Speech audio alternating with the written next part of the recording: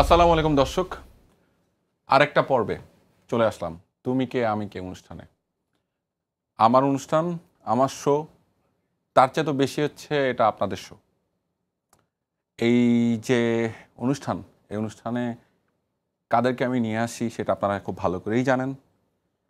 বেশ কয়েকটা পর্ব প্রচারিত হয়েছে এবং আপনারা জানেন যে এখানে গত 17 বছরে যে মানুষগুলো সংগ্রাম করেছেন তাদেরকে যেমন আনা হয়েছে জুলাইয়ের ফাইটারদেরকে, শহীদ পরিবারকে, আহতদেরকে, এবং আনা হয়েছে ফ্রন্টলাইনারদেরকে। যাদেরকে আমরা চিনি তাদেরকে আনা হয়েছে, যারা আনসাং হিরোজ তাদেরকেও আনা হয়েছে। সময় শেষ হয়ে আসছে, কারণ পর্ব খুব দ্রুতই হয়তো শেষ হয়ে যাবে। এরপর হয়তো আর একটা পর্ব করব, তারপরে এই সিজন শেষ। কিন্তু শেষটা হওয়ার আগে অনেক কিছু বলার আছে। আমাদের এই কালচারাল ফিল্ডের আমরা যেখানে কাজ করি, আমি যেখানে কাজ করি, যে কারণে আপনারা আমাকে টুকটাক চেনেন, সেই জায়গার কিছু মানুষ আছে যারা গত জুলাইয়ে খুব বজ্রকণ্ঠে সাহসের সাথে রাস্তায় নেমে এসেছিল। অনেকেই আছে, আবার অনেকে নেইও। বিশাল একটা সংখ্যায় মানুষ ছিল না, সেটা আপনারা জানেন, ইতিহাস সাক্ষী থাকবে। আবার একটা অংশ ছিল, ছোট হলেও, যারা আসলেই দেশকে ভালোবাসে, দেশের মানুষকে ভালোবাসে, দেশের পতাকার প্রতি কৃতজ্ঞতার জায়গা থেকে তারা নেমে এসেছিল রাস্তায়। তাদের মধ্যে একজন আমি পরিচয় করে দিতে চাই, খুবই প্রাউডলি আমার ভাই অভিনেতা আরশ খানকে। এবং আরেকজন আছে, এই ব্লাড লাইনের ইতিহাসটা বাংলাদেশের ইতিহাসের জন্য ঠিক যেমন জুলাই সত্য, ঠিক তেমন আবরার ফাহাদ সত্য।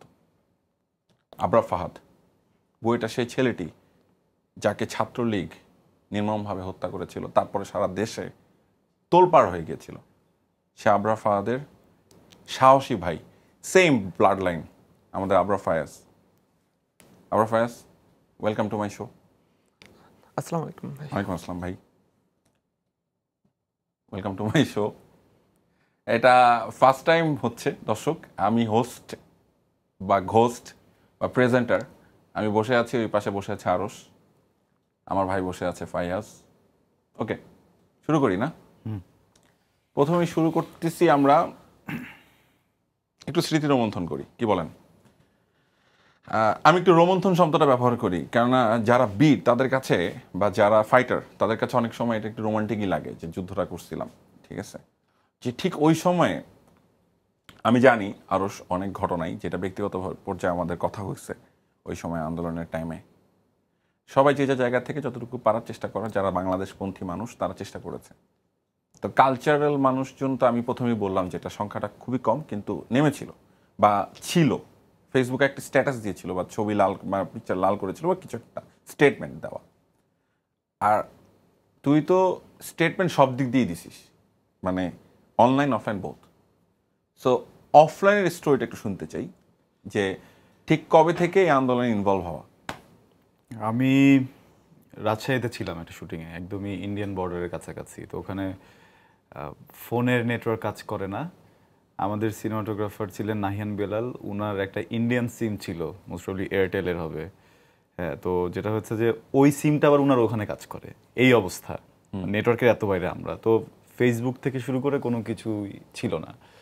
যখন ঢাকা থেকে বেরোই তখন এই কোটা আন্দোলনের বিষয়টা টুকটাক জানতাম যে আন্দোলন হচ্ছে। অ্যান্ড আমরা শুটিং করি, শুটিং টুটিং সব শেষ করে 16 তারিখে আমি রাতে রওনা হই ওখান থেকে।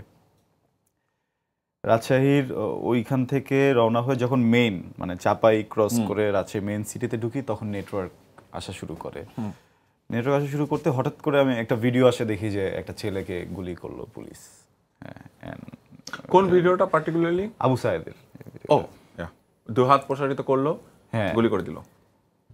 আমি না হঠাৎ করেই হচ্ছে গিয়ে একটা হিট খাই, মানে এইটা তো আমি কখনো দেখিনি, মানে টু ওপেন, মানে এত এত সামনাসামনি এত প্রকাশ্যে কখনো এই ধরনের ঘটনা আমি এক্সপিরিয়েন্স করি না। সিনেমাতে হয়তো বা করছি, দেখছি, কিন্তু সামনাসামনি হচ্ছে বাংলাদেশে, তো তখনও হচ্ছে কি আমরা কনটেক্সট নিয়ে ক্লিয়ার না যে কি হচ্ছে। পরে আমি জাস্ট স্ক্রল করা শুরু করলাম অ্যান্ড দেখলাম যে এরকম প্রচুর ভিডিওস, ছবি, হ্যাঁ, নিজেদের মানুষদের পোস্ট দেখা শুরু করলাম। আপনারও কিছু পোস্ট দেখলাম সাথে সাথে, আমি আমি সাথে সাথে বিষয়টা শিওর হলাম। তো ওই রাতে না, মানে আমি তো একটা বাসে করে আসছি, পুরোটা রাত হচ্ছে গিয়ে কেমন ছটফট করছিলাম, মানে বুঝতেছি না কি করব, কারণ নেটওয়ার্কের বাইরে থাকার কারণে এত বড় একটা ঘটনা ঘটে গেছে এটা তখনও টের পাইনি। 17 তারিখ 17 তারিখ এসে হচ্ছে গিয়ে ঢাকায় নামার পরেই আমি এটা নিয়ে আমার মনে হয় যে কথা বলা উচিত, বা এটা নিয়ে পোস্ট দেই, অ্যান্ড আমার মনে হয়েছে যে এটা নিয়ে আমার বেরো হওয়া উচিত। হ্যাঁ, কারণ হয় কি, আমাদের জায়গা থেকে আমরা তো শিল্পী, হ্যাঁ, কোটার বিষয়টা নিয়ে আসলে আমার ব্যক্তিগত হয়তো বলার তেমন কিছু নেই, কারণ এটা আসলে আমার ক্যারিয়ারের সাথে বা আমার প্রফেশনের সাথে কোনোভাবে আমার সাথে এটা যায় না।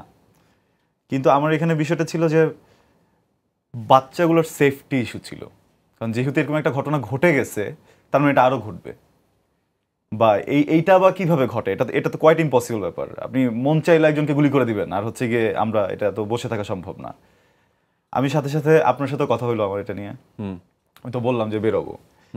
তারপরে হচ্ছে গিয়ে আমি এরকম অনেকের সাথে যোগাযোগ করলাম, নিজেদেরও কিছু ভাই ব্রাদাররা ছিল, তারাও হচ্ছে গিয়ে ওখানে, রাফাত ভাই ছিলেন, মোহন আহমেদ ছিল, তারপরে অনেকজন ছিল আমাদের সবাই ওখানে। তো সবার সাথে কথা বলতে বলতে হঠাৎ করে হচ্ছে গিয়ে আমি বললাম যে কালকে তাহলে আমরা বেরোই। ওকে, মোটামুটি একটা ভালো গ্রুপ যাদের সাথে আমার রেগুলার কাজ হয়, শুটিং হয়, হ্যাঁ, রাসেল আজম, তারপর হচ্ছে গিয়ে হাসান রেজাউল, অনেক বড় একটা গ্রুপ ওইখানে হচ্ছে গিয়ে সবাই অ্যাপ্রুভ করলো যে আমরা বেরোবো। তো আমরা একটা গ্রুপ খুললাম হোয়াটসঅ্যাপে, দেন হচ্ছে ফেসবুকে, যেখানে আমরা কমিউনিকেশনে ছিলাম। তো আমি যে বের হওয়ার ওই সময়টাতে দেখলাম যে দেশের অবস্থা আরও খারাপ হলো 17 তারিখের দিকে, মানে প্রচণ্ড গণ্ডগোল সব কিছু। এখন আমার আম্মার একটা প্রবলেম কি, যে মানে ওনার তো বয়স হয়েছে, আর বোনও ছোট, তো আমি বেসিক্যালি বলতে গেলে মানে ওনার গার্ডিয়ান, উনি যেরকম আমার গার্ডিয়ান, আমি ওনার গার্ডিয়ান। তো আমি এই ধরনের কোনো কিছুর কথা বললেই মা সবসময় এটা নিয়ে একটু টেনশনে থাকে। যেমন এর আগে একবার সড়ক আন্দোলন হলো, তখনও ছিলাম, তো তখন তো আসলে আরশকে কেউই চিনতো না, তো যেহেতু চিনতো না, এই জন্য ওইটা নিয়ে কখনো কোনো আলোচনাও হয়নি, বা ওইটা ওইভাবেই চলে গেছে। তো মা যখন আবার শুনলো যে আমি মাকে বললাম যে বেরোবো, সে তো বেরোতে দিবে না। তো আমি পরে প্ল্যান করলাম যে না, এইভাবে হলে হচ্ছে না। আর মনে হচ্ছিল সবার সাথে যেহেতু কথা বলছি যে আগামীকাল বেরোবো, আগামীকাল এটা নিয়ে হয়তো একটু আওয়াজ উঠবে বা একটা জটিলতা ক্রিয়েট হবে। আর বাসায় তখনও মা হচ্ছে গিয়ে আবু সাইদের বিষয়টা জানে না। ওকে, ওপেন যে ফায়ার হয়েছে এইটা সে তখনও জানে না, দেখেন নাই, সে দেখেন নাই। সে একটু সিক ছিলেন, তো রেস্টে ছিলেন, অনলাইনে ঢোকেন না, ওনার বয়স হয়েছে, ফোন কোনো কিছু ইউজ করেননি। আমি যদি দেরি করি তাহলে মা যদি জেনে যায় আর বেরোতে দেবে না। হ্যাঁ, কারণ আমরা যতই বড় হয়ে যাই, বাংলাদেশিদের আমাদের একটা মানে পারিবারিক মূল্যবোধের জায়গা থেকেও পরিবারের বড়দের কথা আমরা আসলে ডিরেক্টলি ফেলতে পারি না, এটা এক ধরনের বেয়াদবি। হ্যাঁ, তো মা যদি চেপে বসে আমার জন্য খুব ডিফিকাল্ট হয়ে যাবে বের হওয়া। তো আমি মাকে এরকম কোনো কিছু জানতে দিইনি, কোনো কিছু বলিনি, শুধু বললাম যে আমি বেরোবো। সবার সাথে কথা তো বললাম। তো আমার কাছে মনে হলো যে যেহেতু চারদিকের অবস্থা খুবই খারাপ, সকালের ভিতরে কি না কি হয়ে যায়, আমি আর সকাল পর্যন্ত ওয়েট করিনি। আমি মোহন আহমেদ ভাইকে ফোন দিয়ে বললাম যে ভাই, আমি তোমার বাসায় কি এসে একটু থাকতে পারবো, কারণ উত্তরা থেকে শাহবাগ দূর হয়ে যায়, নিকেতন থেকে একটু কাছে হবে, আমি চলে আসি। আর আম্মা যদি কোনোভাবে জানতে পারে যে ফায়ারিং হয়েছে তাহলে সে বেরোতে দেবে না। তো বললো যে তুই চলে আয়। আমি ওই রাতেই হচ্ছে গিয়ে বের হওয়ার সময় কি হয় যেন আম্মা জেনে গেছে। এই ছোট বোন যে বলে দিচ্ছে যে এই একটা ঘটনা, এই জন্য মনে হয় বের হচ্ছে। আম্মা তো বেরোতে দিবে না। তো পরে আম্মুর সাথে আমার একটু কথা কাটাকাটি হয়। আমি বললাম যে দেখো, আমার কাছে মনে হচ্ছে যে এখন যদি চুপ করে বসে থাকি, সব কিছু একটা না একটা সময় ঠিক হয়ে যাবে, কিন্তু কোনোদিন কেউ যদি এসে থুথু দেয়, উত্তর কিন্তু দিতে পারবো না। হ্যাঁ, তো এই কথা বলার পরে তো মা আর কিছু বলেনি, মা অন্যদিকে ঘুরে বললো যে তুমি যাও। সে বিদায় দেয়নি। পরে হচ্ছে গিয়ে বের হলাম। বের হয়ে রাতের 2টায় গিয়ে পৌঁছাইছি বাসায়। রাতে আর আমরা ঘুমাইনি, কারণ যত সকালে পারি বের হয়ে যেতে হবে। আমরা কিভাবে বেরোবো, সিএনজি নিলাম, কিছু রিক্সা নিলাম, প্রায় হচ্ছে ওখানে 20 থেকে 25 জনের একটা টিম, সব ডিরেক্টর ছিলেন। আমি এখন হচ্ছে কি মানে এমন একটা মুহূর্ত, এমন একটা সময়, ইন্ডিভিজুয়ালি হয়তো সবার নাম বলছি না, হ্যাঁ, বা বলা হয়ে উঠছে না, কিন্তু আমার সাথে যারা সবসময় কাজ করে এই মানুষগুলোর ভিতরে আমি অনেকজনকে ওখানে পেয়েছি। আমাদের ইন্ডাস্ট্রি, মেইন স্ট্রিম ইন্ডাস্ট্রিতে কাজ করে এরকম অনেকগুলো মানুষ এখানে ছিল। ওকে, সবাই মিলে হচ্ছে গিয়ে আমরা এইভাবে সিএনজি নিয়ে, কিছু ব্যানার ছিল, সব কিছু নিয়ে সবার আগে চলে গেলাম শিল্পকলাতে। শিল্পকলার ওখানে গিয়ে আমি ওই যে আমার কিছু ভিডিও ভাইরাল হয়েছিল যে সবার হাতে কাগজ যেন ওইখানে কিছু লেখা, তো ওইটা হচ্ছে গিয়ে আমি নিজের হাতেই লিখছি ওইখানে। যে লেখার পরে সবাই ওখানে নিয়ে বাইরে দাঁড়ালাম। বাইরে দাঁড়ানোর পরে যেটা হলো, ওখানে খুব বেশি মানুষের জমায়েত ছিল না। তো আলটিমেটলি যেটা হচ্ছে গিয়ে যে মনে হলো যে এখানে যদি এটা নিয়ে আমরা এই আন্দোলনটা করি, আমরা যদি ছাত্রদের সাথে যে আমরা একমত, এই জায়গায় যদি থাকি, বা আবু সাইদের সাথে যেটা হয়েছে এটা যে আসলে কোনোভাবে মেনে নেওয়ার মতো না, ওইটার কোনো আওয়াজ উঠছিল না। আমরা ডিসিশন নিলাম যে আমরা শাহবাগে যাব।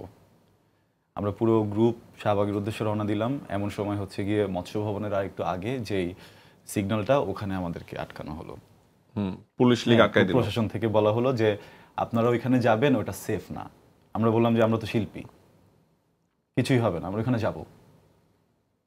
পরে হচ্ছে গিয়ে বললো যে ওখানে আপনারা যেতে পারবেন না, কারণ আপনারা ওখানে যাবেন, আপনারা কিছুই করলেন না, পাশ থেকে একজন ইট ছুড়লো, এটা নিয়ে তো একটা ইয়া হবে, আমরা এটা অ্যালাউ করবো না কোনোভাবে।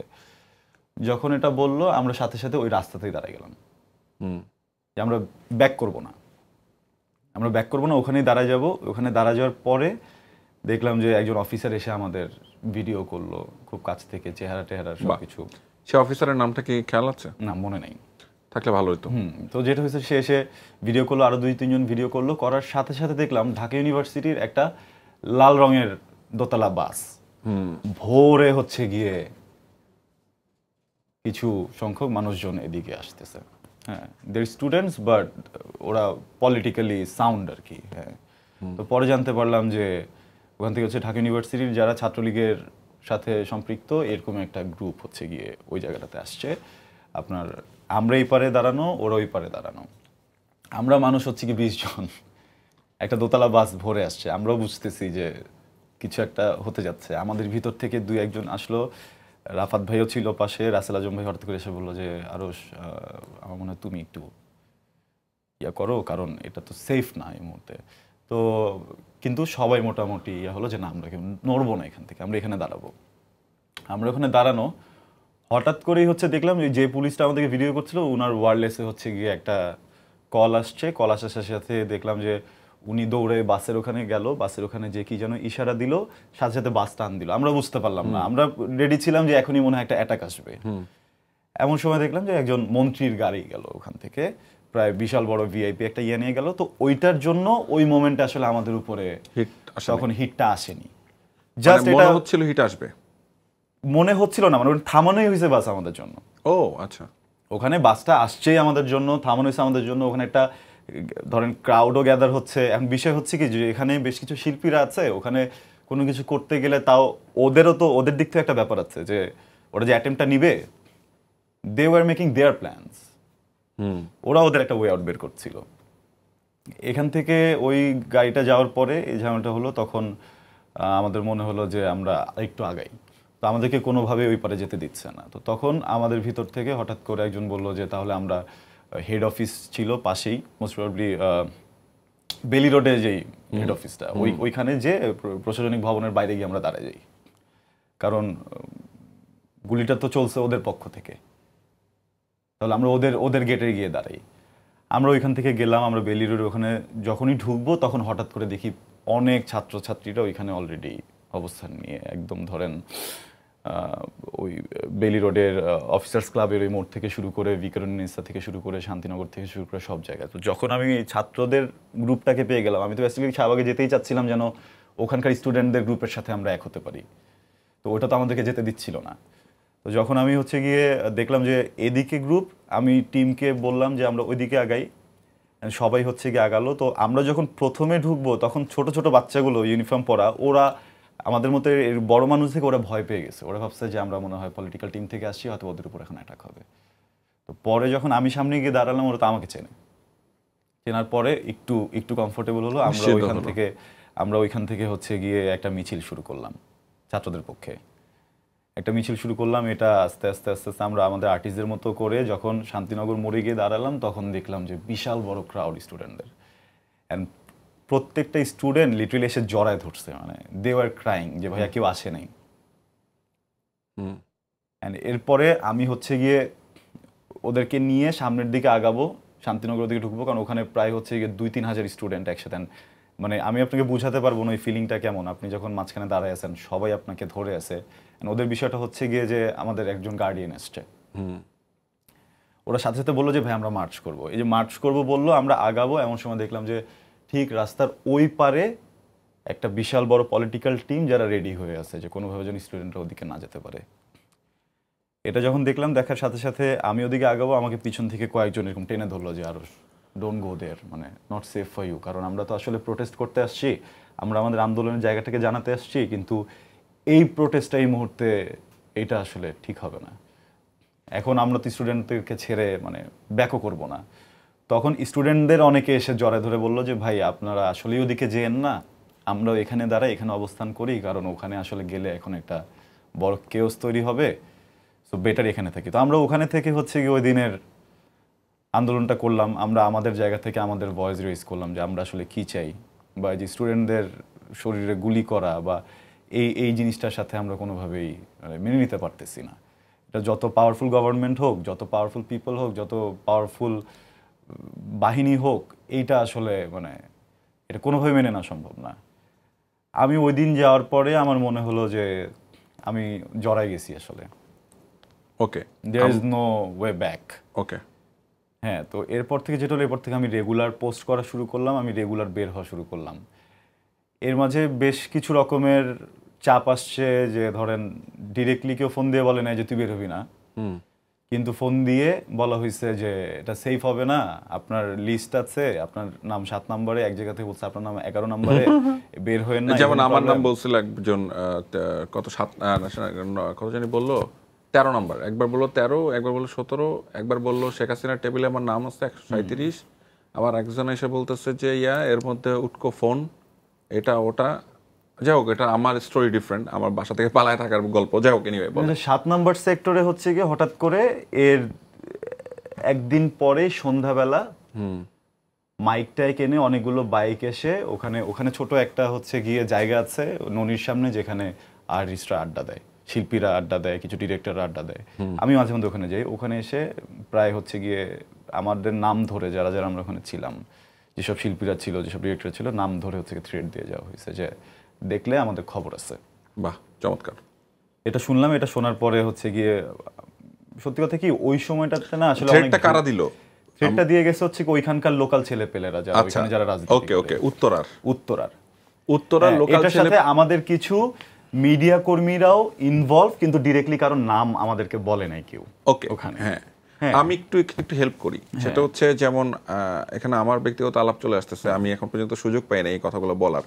তো যেহেতু আরো আমার ভাই এবং একই সেক্টরে আমরা কাজ করি, যেমন আমার পুরনো বাসার ঠিকানা যুবলীগকে দেওয়া হলো, আমার পুরনো ছাত্রলীগকে দেওয়া হলো, আমার পুরনো অফিসের ঠিকানা নিকেতনে সেটা দেওয়া হলো, ওখানে গেল আমাকে ধরতে। আমার প্রশ্নটা ছিল, আমার এই ঠিকানা তারা জানলো কি করে? এইটা তো আমার সংগঠন যেটা সেখানে রাখা আছে, এবং আমার সংগঠনের সাথে যারা ডিরেক্টর্স গিল্ড এবং অন্যান্য যে জায়গায় আমি ইনভলভ, আমার খুব ক্লোজ সার্কেল যারা আছে তারাই এইটা জানে, কারণ প্রফেশনাল মানুষ জানে আমার অফিসের ঠিকানা কোনটা, না হলে তো তাদের জানার কথা না। তা আমার এটাই ক্যালকুলেশন মিলে না, তাহলে আমাদের ভেতরে কিছু গাদ্দার ছিল, যে গাদ্দারগুলো আমাদের নাম্বারগুলো এই হায়নাদের হাতে, এই তরগুলার হাতে, জানোয়ারদের হাতে তুলে দিছিল। তারা নিশ্চয়ই আমাদেরকে চাপাতি দিয়ে বা দিয়ে অস্ত্র দিয়ে চুমা দিত না, তারা হয় আমাদেরকে মারার জন্য গেছে, বা থ্রেট দেওয়ার জন্য গেছে, বা গুম করার জন্য গেছে, বা পঙ্গ করার জন্য গেছে, কোনো একটা তো কিছু।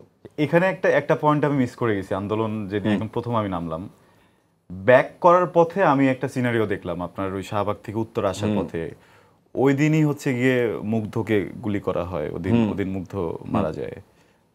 ওই দিনই আর কি আমারও প্রথম নামা। হ্যাঁ, আমি তো সকালে রাতে মুগ্ধ আগের দিন শহীদ রাতে হয় ওই দিন, হ্যাঁ, আগের বুঝতে দিন পারছি। রাতে আমি চলে গেছি। তো ওই দিন অনেক প্রাইভেট ইউনিভার্সিটি ছেলে পেলে ওই দিন যেটা আমি দেখলাম রাস্তায় আসার পথে আমাকে হচ্ছে গিয়ে তপু খান লিফট দিতে আসছিল। তপু খানও ছিলেন আমাদের সাথে এখানে। সে বললো যে এটা সেফ হবে না এই মুহূর্তে, কারণ আমি যে বের হয়েছি আমি ফেসবুকে এটা ঘোষণা দিয়ে বের হয়েছি যে আমি বের হচ্ছি। অ্যান্ড ততক্ষণে অলরেডি আমাদের নাম চলে আসছে যে আমরা রাস্তায়। অ্যান্ড ওই দিন সন্ধ্যা থেকেই ইন্টারনেট হঠাৎ করে বন্ধ হয়ে গেল। ও মাই গড, দ্যাটস তো ডিজাস্টার। কারোর সাথে যোগাযোগ করতে পারছি না, কিছু করতে পারছি না। শুধু এতটুকু জানি যে আমরা যে বের হয়েছি বিষয়টা হচ্ছে গিয়ে নোটিস হয়ে গেছে, অ্যান্ড এটার একটা আমরা টার্গেটেড অলরেডি। আমরা যখন উত্তরায় যাচ্ছি রাস্তার বিভিন্ন জায়গায় একজন স্টুডেন্ট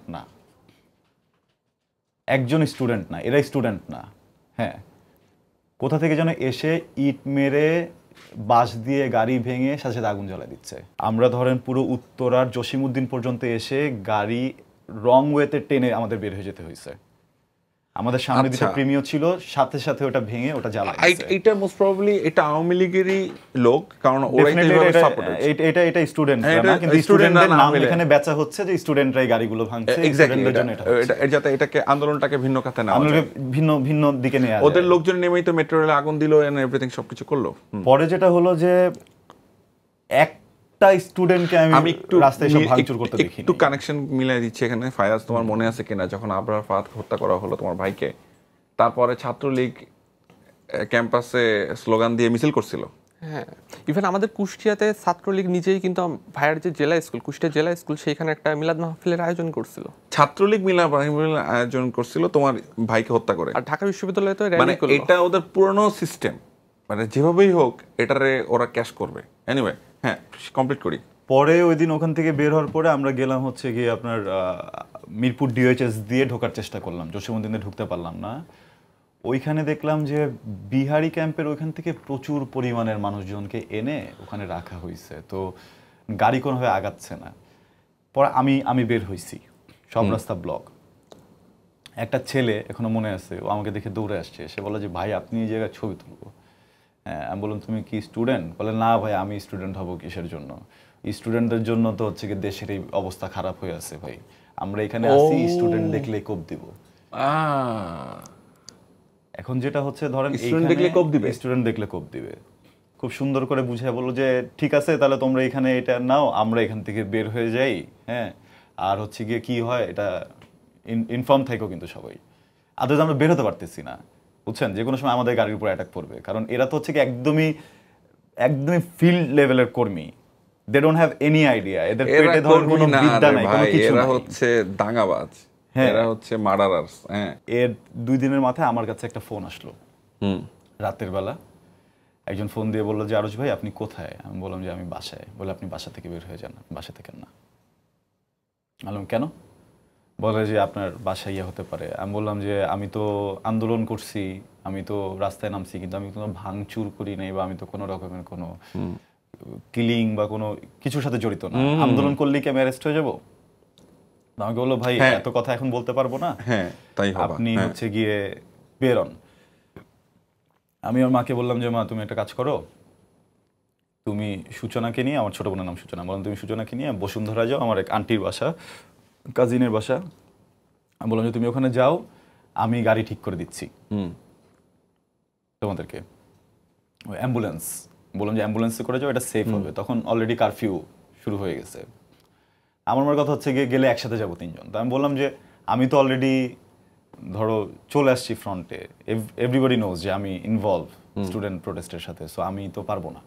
তোমাদের সাথে থাকলে যেটা হবে যে এখন তো কারফিউ, কোনো ইন্টারনেট নাই, কোনো কিছু নাই, রাস্তায় যদি একটা উল্টাপাল্টা কিছু হয়েও যায়, 3 জন একসাথে এখানে ফাঁসবো, তোমাকে বা সূচনাকে দেখলে তো কেউ বুঝবে না কিছু, অ্যাম্বুলেন্সে করে চলে যাবা। কিন্তু আমাকে যদি দেখে 100% ধরে নিবে এটা আমার ফ্যামিলি, ওখানে অ্যাটাকটা হবে। আর তোমাদেরকে রেখে তো আমি দৌড়ও দিব না, এটা তো সম্ভব না। তোমাদেরকে দেখে আমি লুকাবো না, যে আমি জানি বাসায় লোক আসবে, তোমাদেরকে বাসায় রেখে আমি বের হয়ে যাবো। তোমরা যদি যাও আমি আমার সেফটির জন্য কোথাও গিয়ে থাকতে পারবো, কিন্তু তোমরা যদি বাসা থেকে না বের হও আমি তোমাদেরকে রেখে বেরোতে পারবো না, মানে বাসা ছাড়তে হবে আর কি, এরকম একটা সিচুয়েশন। তো আম্মা একটু হচ্ছে গিয়ে এইসব ক্ষেত্রে একটু বদমেজাজি। আচ্ছা, এই বদমেজাজি জায়গাতে আমরা একটু ফিরতে চাই, একটু টাইম নিতে হবে। সেটা হচ্ছে আমি একটু ফায়াজের কাছে যেতে চাই। ফায়াজ, আমি যেটা আসলে শুনতে চাই, আমরা ফিরবো আবার এখানে। তো এই জুলাই আন্দোলনের প্রেক্ষাপট যদি আমরা ধরি, এটা তো আসলে শুধুমাত্র জুলাইতে হঠাৎ করে উৎপন্ন হলো বিষয়টা এরকম না, হঠাৎ করে এসে আকাশ থেকে জুড়ে বসলে আন্দোলন বিষয়টা এরকম না। দীর্ঘ 17 বছরের একটা বিশাল বড় নিষ্পীষণ অত্যাচারের স্টোরি আছে, তাই না? অনেকগুলো ইভেন্ট আছে। লগি মৈঠার সময়কার গল্প থেকে যদি আমরা ধরি, 2006 সাল থেকে ধরি, পিলখানা হত্যাকাণ্ড, আমাদের যে দেশপ্রেমিক সোলজারদেরকে মেরে ফেলা হলো। তারপরে যদি আমরা ইভেন্ট ধরি, এই যে শাহবাগের ভুয়া মঞ্চ এটা তৈরি করলো, ঠিক আছে। তারপরে আসলো শাপলা ম্যাসাকার, তারপরে আসলো কোটা 2018, তার আগে আসলো কি নিরাপদ সহযোগী আন্দোলন, এরপরে আবরার ফাহাদের একটা ঘটনা যেটা আসলে বলতে হবেই, এটা ইতিহাসের অংশ বাংলাদেশের। আবরার ফাহাদ সেই ছেলেটা যে বাংলাদেশের পক্ষে স্ট্যাটাস দিয়ে ফেসবুকে শুধু স্ট্যাটাসের কারণে তাকে হত্যা করা হলো। ভাই তুমিও তো অনেক স্ট্যাটাস দাও, সাহসটা কোথা থেকে পাও? আলটিমেটলি যদি বলি, আমি 2019 সালের আগ পর্যন্ত কাইন্ড অফ ফেসবুকে হাইস্ট সম্ভবত পোস্ট দিতাম হচ্ছে যখন ওই যে রোনাল্ডো কোনো ট্রফি জিততো তখন, বা রিয়াল মাদ্রিদ কোনো ট্রফি জিতলে তখন দিতাম পোস্ট। বাট 2019-এর পর থেকে দেখা গেছে যে আমার কাইন্ড অফ ওই লাইফটা আর নাই। আর আমি মনে হয় না আর কোনো দিন রিয়াল মাদ্রিদ বলি বা কোনো ফুটবল নিয়ে কোনো দিন পোস্ট করছি। আলটিমেটলি আমার কাছে সবসময় একটা জিনিসই মনে হয় যে ওই দিন যদি জাস্ট ভাইয়ের সাথে যেটা হয়েছে সেটা যদি কোনোভাবে আমার সাথে হইতো, হয়তো 4-5 বছর পরে আমার সাথে হতে পারতো, সেদিন হইলে ভাইয়া কোনোভাবে এই জিনিসটা ছেড়ে দিত না। বাট আমার মনে হয়েছে যে মানে আমি যদি এখন আমার ভাইকে হচ্ছে এই দেশের জন্য জান দিতে হয়েছে, আর আমি যদি হচ্ছে জাস্ট হচ্ছে মুখ বন্ধ করে বসে থাকি, তাহলে তো আলটিমেটলি জিনিসটার কোনো মূল্য নেই। যে সে তার জীবন দিয়ে চলে গেল যেই দেশের জন্য, সেই দেশের আমি দেখতেছি যে না আলটিমেটলি কোনো লাভ হইল না, যে যা যেমন ছিল সেরকমই থাকতেছে। আর আমি হচ্ছে যদি দেখি, মানে আমার কাছে মনে হয় না যে কোনোভাবে চুপ থাকা এই ক্ষেত্রে আসলে সম্ভব, মানে অন্তত মানে আমার নিজের রক্ত তো আসলে। হ্যাঁ, তোমার ব্লাড লাইন, তোমার আপন ভাই, তোমার ভাইয়া যা করলো, মানে উনি যেটা করে গেলেন, আমাদের ফাহাদ, আমাদের ভাইটা যেটা করে গেল, এটা তো আসলে একটা ফেসবুক স্ট্যাটাস কেন্দ্র করে, কয়েকটা স্ট্যাটাস কেন্দ্র করে একটা মানুষকে হত্যা করে ফেলতে পারে একটা ছাত্র সংগঠন নামে জঙ্গি সংগঠন। এটা কল্পনাতীত ছিল আমাদের কাছে, সেটা ঘটেছে যে একটা ফেসবুক স্ট্যাটাস এত দামি হয়ে উঠেছে, রাইট? তুমি তো তোমার বাবা মার, আমি যদি ভুল না করে থাকি, তোমরা 2 ভাই, তুমি একমাত্র ছেলে বাকি থাকলা। আঙ্কেল আন্টি টেনশন করতো না যখন স্ট্যাটাসগুলো দিতা তুমি দেশের পক্ষে এই 24-এর আন্দোলনের সময়? আমার মনে আছে যে হচ্ছে আমি যখন শহীদ আবু সাইদ হচ্ছে যখন শহীদ হলো, তো আম্মু হচ্ছে আমাকে বারবার এসে বলতো যে দেখ যা হয়ে গেছে, মানে তুই আর দয়া করে কিছু বলিস না, মানে আমাদের তো কিছু নাই, তুই আমাদের কথা চিন্তা কর। আমি জাস্ট একটা কথাই বলতাম যে দেখো মানে আমার ভাইকে তো মারছে, তারপরও এদের কোনো চেঞ্জ হয় না, এরা আরও মানুষের মারতেছে, এইভাবে তো সবাই মারতে মারতে 2 দিন পর দেখবে আমাকেও বিনা কারণে মারতেছে, জাস্ট কারণ আমি আবরার ফাহাদের ভাই। তো এখানে হচ্ছে কারোর চুপ থাকার কোনো সুযোগ নেই। ইভেন মানে আমার পার্সোনাল ক্ষেত্রে আমি হচ্ছে 2018-19 সালের দিকে, তখন মনে আসছে যে সম্ভবত যে বরগুনাতে সম্ভবত একটা ছেলেকে হচ্ছে যে কুপায়ে মানুষের সামনে মেরে ফেললো।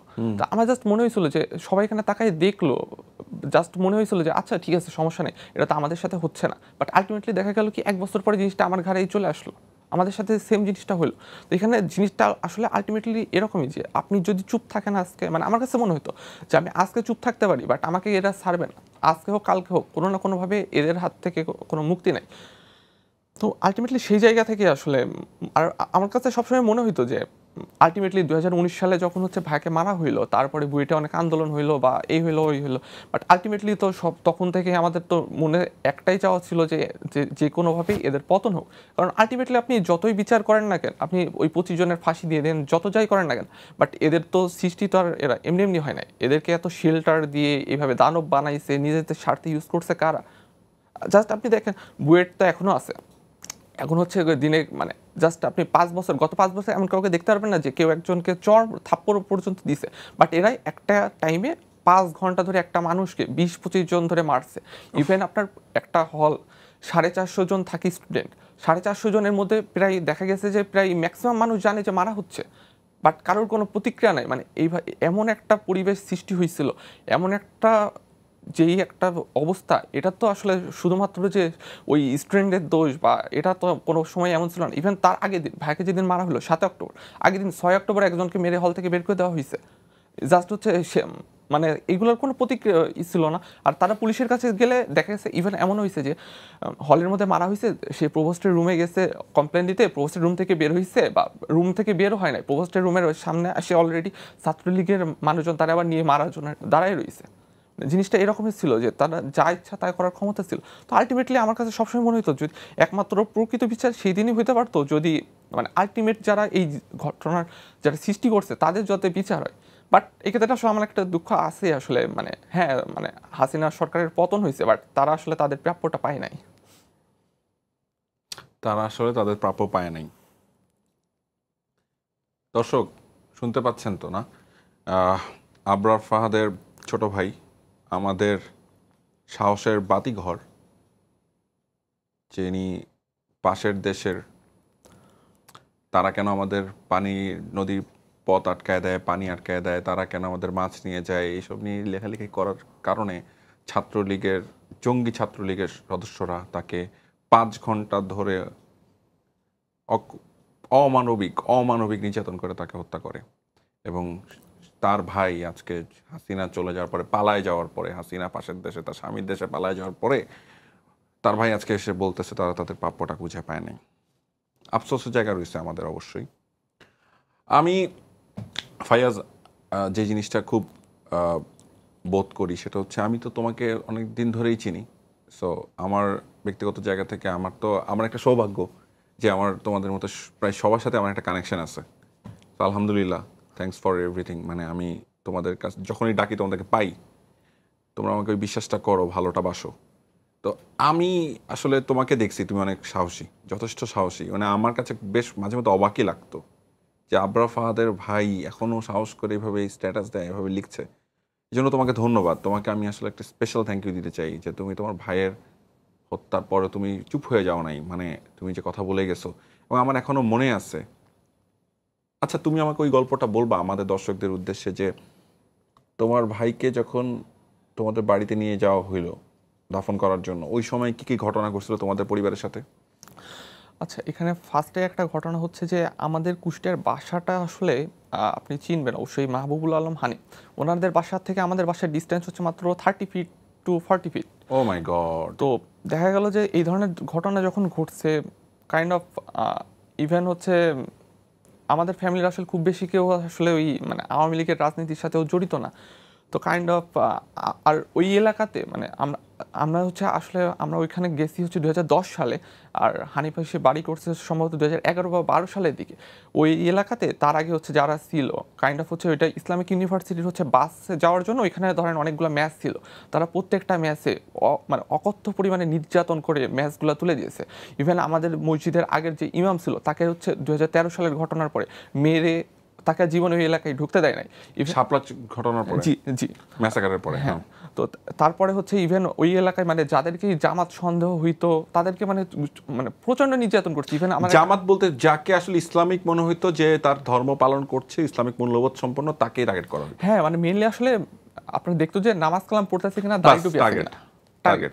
এখানে আসলে এটা নাকি 90% মানে 92% মুসলমানের দেশ, বাই দ্য ওয়ে। হ্যাঁ। তো এইভাবেই হচ্ছে যখন হচ্ছে ভাইয়ার হচ্ছে মানে আমরা মৃত্যুর খবর পাইলাম, তারপর আস্তে আস্তে ভাইয়ার লাশ যখন হচ্ছে পৌঁছাইলো, তো আমাদের ফার্স্টে হচ্ছে কুষ্টিয়াতে চাওয়া হয়েছিল যে ভাইয়া হচ্ছে কুষ্টিয়া জেলা স্কুলের, আমিও কুষ্টিয়া জেলা স্কুলে। তো ফার্স্টে আমার ফ্রেন্ডরা মিলে সবাই মিলে চেষ্টা করতেছিল যে কুষ্টিয়া জেলা স্কুলে একটা হচ্ছে জানাজা করা যায় কিনা। বাট দেখা গেল কি যারা এটার সাথে জড়িত তাদের প্রত্যেককে ফোন করে করে হুমকি দেওয়া হয়েছে যে আপনি এইভাবে করতেছেন, এই ধরনের একটা ঘটনা তো আপনার ছেলের সাথে হইতে পারে। মানে তাদের সবার বাবা মাকে ফোন করে করে আমাকে দেওয়া হয় নাই, বাট আমার যারা ফ্রেন্ড ছিল তারা আমাকে সবাইকে বলতেছে, মানে এমন একটা মোমেন্ট চলে আসলো। তো দেখা গেল যে না, আলটিমেটলি হচ্ছে আপনার পুরো দেশে হচ্ছে অনেক জায়গায় অনেক কিছু হয়েছে, আপনার বুয়েট বলে, ঢাকা বলি, বাট দেখা গেছে আলটিমেটলি আবরার ফাহাদ মারা যাওয়ার পরে তার হচ্ছে কুমারখালীতে আমাদের এলাকায় হয়তো কিছু ছোটোখাটো ঘটনা ঘটছে, বাট পুরো কুষ্টিয়াতে কোনো একটা মিছিল মানববন্ধন পর্যন্ত তারা করতে দেয়নি, তাদের এতটা ক্ষমতা। তো তার একদিন তো না 2-3 দিন পরে সম্ভবত দেখা গেল আমরা শুনলাম যে হচ্ছে কুষ্টিয়া জেলা স্কুলে একটা ভাইয়ের জন্য মিলাদ মাহফিলের আয়োজন করা হয়েছে। তো আলটিমেটলি হচ্ছে আমরা ভাবলাম ঠিক আছে আমরা যাই, তো যে গিয়ে হঠাৎ করে দেখি হচ্ছে ব্যানারে লেখা হচ্ছে ছাত্রলীগের পক্ষ থেকে আয়োজন। মানে আমি এটা দেখে জাস্ট বের হয়ে চলে আসছি যে না আমি কোনোভাবে ঢুকবো না। এরপরে মানে ওইখানে হানিফের হচ্ছে যে চাচাতো ভাই আতাউর রহমান আতা, তো উনি আর কি মেনলি কুষ্টিয়াতে থাকতো, দেখাশোনা করতো। তো উনি আর কি হচ্ছে তখন আবার হচ্ছে ওনার সব দলবল প্রায় 100-200 জন নিয়ে যে মানে আমার বলতেছে আসো, আমি বারবার বলতেছি যাবো না, পরে আমার আব্বু আসলো, আব্বু এসে বলতেছে আসো, তখন আর কি আমি ঢুকছি আর কি মসজিদে। তো মানে এইভাবেই ছিল। তারপরে ভাইয়ার লাশটা ধরেন আমরা যখন নিয়ে আসলাম, মানে কুষ্টিয়াতে তো আমরা কোনো জানাজা করতে পারলাম না, তারপরে লাশটা নিয়ে যখন আমরা আমাদের গ্রামে যখন আসলাম, তো দেখা গেল যে হচ্ছে গ্রামে আগে থেকেই পুলিশ এসে মানে মানুষজনকে কাইন্ড অফ খুব প্রেশারাইজ করতেছে যে কখন লাশ আনবেন, তাড়াতাড়ি দাফন করবেন, বেশিক্ষণ রাখা যাবে না। আমাদেরকে বারবার মানে আমার ফ্যামিলি মেম্বারদেরকে এসে বারবার বলতেছে যে এতক্ষণ তো লাশ রাখার কিছু নাই, আপনারা দাফন করে দেন। তো এইভাবে দেখা গেল যে ইভেন হচ্ছে যখন জানাজা শেষ হয়েছে, জানাজার মোনাজাত মানে মোনাজাত তো না, মানে জানাজা শেষ হয়েছে জাস্ট, তখন বলতেছে আপনি তাড়াতাড়ি 2 মিনিটের মধ্যে হচ্ছে দাফন শেষ করবেন, আপনাদের মানে অনেক সমস্যা হচ্ছে, এইভাবে করবেন না, তাড়াতাড়ি এখনই দাফন করে দিবেন। তো এটা হচ্ছে ওনার নাম ছিল সম্ভবত হচ্ছে কুষ্টিয়া তখনকার এএসপি মোস্তাফিজুর রহমান। উনি ইভেন হচ্ছে এমনও হয়েছিল যে মানে ভাইয়ের যখন হচ্ছে দাফন হয়ে গেল, তার কয়েকদিন পরে হচ্ছে আপনার বুয়েটের ভিসি হচ্ছে দেখা করতে গেছিল আমাদের ফ্যামিলির সাথে। তো দেখা গেল যে উনি হচ্ছে যাচ্ছে জাস্ট এলাকার মানুষজন হচ্ছে প্রতিবাদ জানাইতে, মানে প্রতিবাদ না, কাইন্ড অফ তাদের ক্ষোভ প্রকাশ করার জন্য সাইডে দাঁড়ায় রয়েছে। তো ওই টাইমে দেখা গেলো তারা ফুল ছাত্রলীগ, এলাকার যত ছাত্রলীগে আছে বা আওয়ামী লীগের লোকজন আছে পুরো এলাকায় সে ঘিরে ফেললো, যে মানুষজনকে এখনই মানে যে কোনো কিছু হইতে পারে। দেখা গেল এর মধ্যে একটা যখন হচ্ছে ওই ভিসি আঁকানোর চেষ্টা করলো, একটা টাইমে উনি কাইন্ড অফ সরাসরি মানে হচ্ছে এখানে মানে একদম কেউ নিতে ঘুষা মেরে বললো, সরাই দিল যে হচ্ছে আমি ওনার সাথে কথা বলতে চাইতেছি, আর উনি সরাই দিল। তোমাকে ঘুষাই দিল? হ্যাঁ, মানে ওই যে ঘুষি দিল। জি, মানে এই টাইমের একটা টাইম ছিল যে হচ্ছে ইভেন আমার ভাবি হচ্ছে আমার হচ্ছে ফুফাতো ভাইয়ের ওয়াইফ, তাকে হচ্ছে সেদিন পেটানো হয়েছে। জাস্ট হচ্ছে সে হচ্ছে ওই আপনার ভিসির গাড়ির সামনে দাঁড়ায় বলছিল যে আমার মানে কেন এই ধরনের ঘটনা হইল। ইভেন আপনার বুয়েটের ভিসি কিন্তু ওই ঘটনার পরে মানে সে গায়েব। আপনার ইউনিভার্সিটির একজন স্টুডেন্ট মারা গেছে, তার কোনো দেখা নাই, সে হচ্ছে কোনো কিছুতে নাই। সে তারপরে সে 2-3 দিন পরে হচ্ছে সে হঠাৎ করে প্রকাশ্যে এসে বলতেছে আমার তো কোনো দায় নাই, মানে আমার ভুল কি। তো এই ধরনের ঘটনাগুলো চলতেছিল। তো আলটিমেটলি আমাদের হচ্ছে এই ধরনের একটা সমস্যা সব টাইমেই ছিল, যেহেতু আমাদের বাসাটা ওইখানে এমন একটা জায়গা, আর আমরা দেখছি যে এই জায়গায় গত কয়েক বছরে কি ঘটছে। আর বিশেষ করে 2018 সালের পরে তো আসলে আর তখন তার মানে বিশেষ করে 18 নির্বাচনের পরে তো আসলে আর কাইন্ড অফ কারোর জন্য কোনো হোপ নাই। তো ওই টাইমে আমাদের জন্য আসলে জিনিসটা অনেক ভয়ের ছিল। বাট একদিক দিয়ে ঠিক যে হচ্ছে আমাদেরকে আসলে সেভাবে কখনোই প্রভাবিত খুব একটা করতে পারে না, কারণ আমরা আলটিমেটলি জানতাম যে ভয় দেখানোটা জাস্ট হচ্ছে আমরা যাতে ভয় পেয়ে যাতে চুপ হয়ে যাই এই জন্যই। বাট আলটিমেটলি আওয়ামী লীগের যে পলিসি ছিল, এদের পলিসি মেনলি ছিল কিন্তু আপনার ভয় দেখায় চুপ করা। বাট আপনার যখন একটা পরিচিতি আছে বাট তখন ওনারা আপনাকে কিছু করবেন, আপনাকে হাইস্ট তারা ভয় দেখায় চুপ করা। তো এই জায়গাটা আসলে আমাদের একটা কনফিডেন্সের জায়গা ছিল, এটাই। হ্যাঁ, তোমরা আমরা ফাদের পরিবার কনফিডেন্সের জায়গা ছিল, তারপরেও আসলে কনফিডেন্স থাকার পরেও কত ঘটনা ঘটছে। আমি একটা উদাহরণ দিই, ইলিয়াস আলী মনে আছে, বিএনপির নেতা, উনি এত নাম করা নেতা, ওনাকে গায়েব করে দিল না? মানে ওনার ডেফিনেটলি ওনারও কম জানাশোনা ছিল না, উনি খুব পাওয়ারফুল নেতা ছিলেন, উনি বিরোধী দলের ভূমিকায় ছিলেন এবং উনি খুব নাম করা নেতা হিসেবে পরিচিত ছিলেন এবং ভালো মানুষের হিসেবে পরিচিত ছিলেন। তাকে তো পাওয়াই গেল না। আর উনি আদৌ কোথায় আছেন, উনি বেঁচে আসছেন না, উনি গুম করে ফেললো, তাকে জানানো হইল না। শেখ হাসিনা তার ফ্যামিলিকে ডেকে মায়া কান্না করলো, যে এটা করে আর কি সবার সাথে। আমার এই অনুষ্ঠানে তোমরা যে সিটে বসে আসছো, এই সিটে বসে এসে অনেক, আমার এখানে সালমান নামে একজন এসেছিলেন, জুলাই আহত, ও বলল যে ওরে গুলি করলো AK-47 দিয়ে, গুলি করে ওকে মারলো, হাসিনা এসে ওর মাথায় হাত বোলাই দিতেছে। তখন ওর সারা শরীর আগুন জ্বলে যাচ্ছিল, কিছু বলতে পারতেছিল না। ওর হাতে যদি একটা চামচও থাকতো গলার মধ্যে ঢুকাই দিত, এরকম একটা রাগ ছিল ওর ভেতরে। তারপরে শেখ হাসিনা যাওয়ার সময় বলে গেছে ওদের ওয়ার্ডে ডাক্তারদেরকে, মানে ওইখানকে যারা দেখভাল করছিল, যে ওদের জন্য চিকিৎসা দেওয়া না হয়, কোনোভাবেই যেন চিকিৎসা দেওয়া না হয়। কি পরিমাণ সাইকোপ্যাথের পাল্লায় পড়ছিল এই বাংলাদেশ। এটা বাংলাদেশের মানুষ যদি না বুঝে, যারা এখনও তাদেরকে সাপোর্ট করে, এই অমানবিক মানুষগুলোকে সাপোর্ট করে, ন্যূনতম সিম্পেথি দেখায়, এর থেকে বড় দুঃখজনকের কিছু হইতে পারে না। প্লিজ আপনার মানুষ হন। এনিওয়ে, থ্যাংক ইউ ফায়াজ, আমার এভাবে করে বলার জন্য ধন্যবাদ, যে তুমি এই কথাটা বলছো। দরকার ছিল, খুব দরকার ছিল। ওকে, আমি একটু আরশের কাছে আসতে চাই। আরশ, ফায়াজের কথা তো শুনলি, ঠিক একই রকম একটা ঘটনার মধ্যে দিয়ে আমরাও গেছি। কিরকম বলতো? নাস্তা আর লাঞ্চ, রাইট? আমরা নাটক দুটো করলাম একসাথে, thanks to Abrar Fahad, thanks to 24-এর সকল যোদ্ধা, সবাইকে। তাদের জন্যই আসলে স্বাধীন দেশে এরকম একটা কাজ করতে পারলাম সাহস করে। এবং অনেক থ্রেট খেতে হলো কিন্তু এরপরে। আমার তো অনেক ডেথ থ্রেট, প্রচুর, প্রতিদিন খেতে হয়। হ্যাঁ, সো এখন আমার তো মজাই লাগে, এখন ফান লাগে।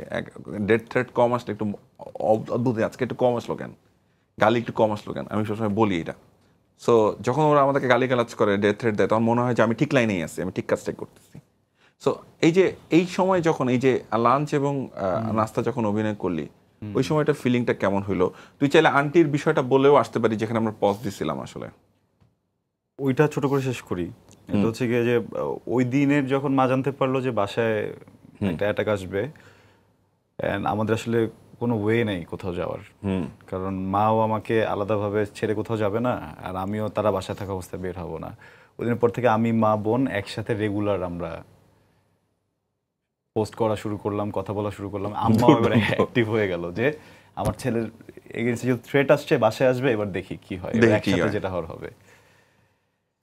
এর পর দিন থেকে আমি হচ্ছে কি ওপেন আন্দোলনে যাওয়া শুরু করলাম স্টুডেন্টদের সাথে। আমি আমার মতো করে যেভাবে ওদের সাথে আসছি, যে দেয়ার ফুড, যেমন আমি আমার মতো করে। হ্যাঁ, সো ওইভাবে থাকা শুরু। এটা নিয়ে আবার অনেকের চুলকানি আছে আমাদের মধ্যে, যে তুমি তোমার মতো করে করবে কেন, তুমি আমাদের সাথে থাকবা। ভাই, আমি আপনাদের সাথে কখনো ছিলামও না, আমি আমার মতোই ছিলাম আজীবন, সারা জীবন। হ্যাঁ, ওইখানে একটা যেটা হয়েছে, একদিন আন্দোলনের মাঝখানে হঠাৎ করে গোলাগুলি শুরু হলো, যে জিনিসটা সব থেকে ভয়ঙ্কর, যে আমি যখনই গোলাগুলি শুরু হয়েছে, সবাই তো ওই এক্স্যাক্ট মোমেন্টে তো আপনাকে হচ্ছে ওইখান থেকে এসকেপ করে নিজেকে সেভ করতে হবে।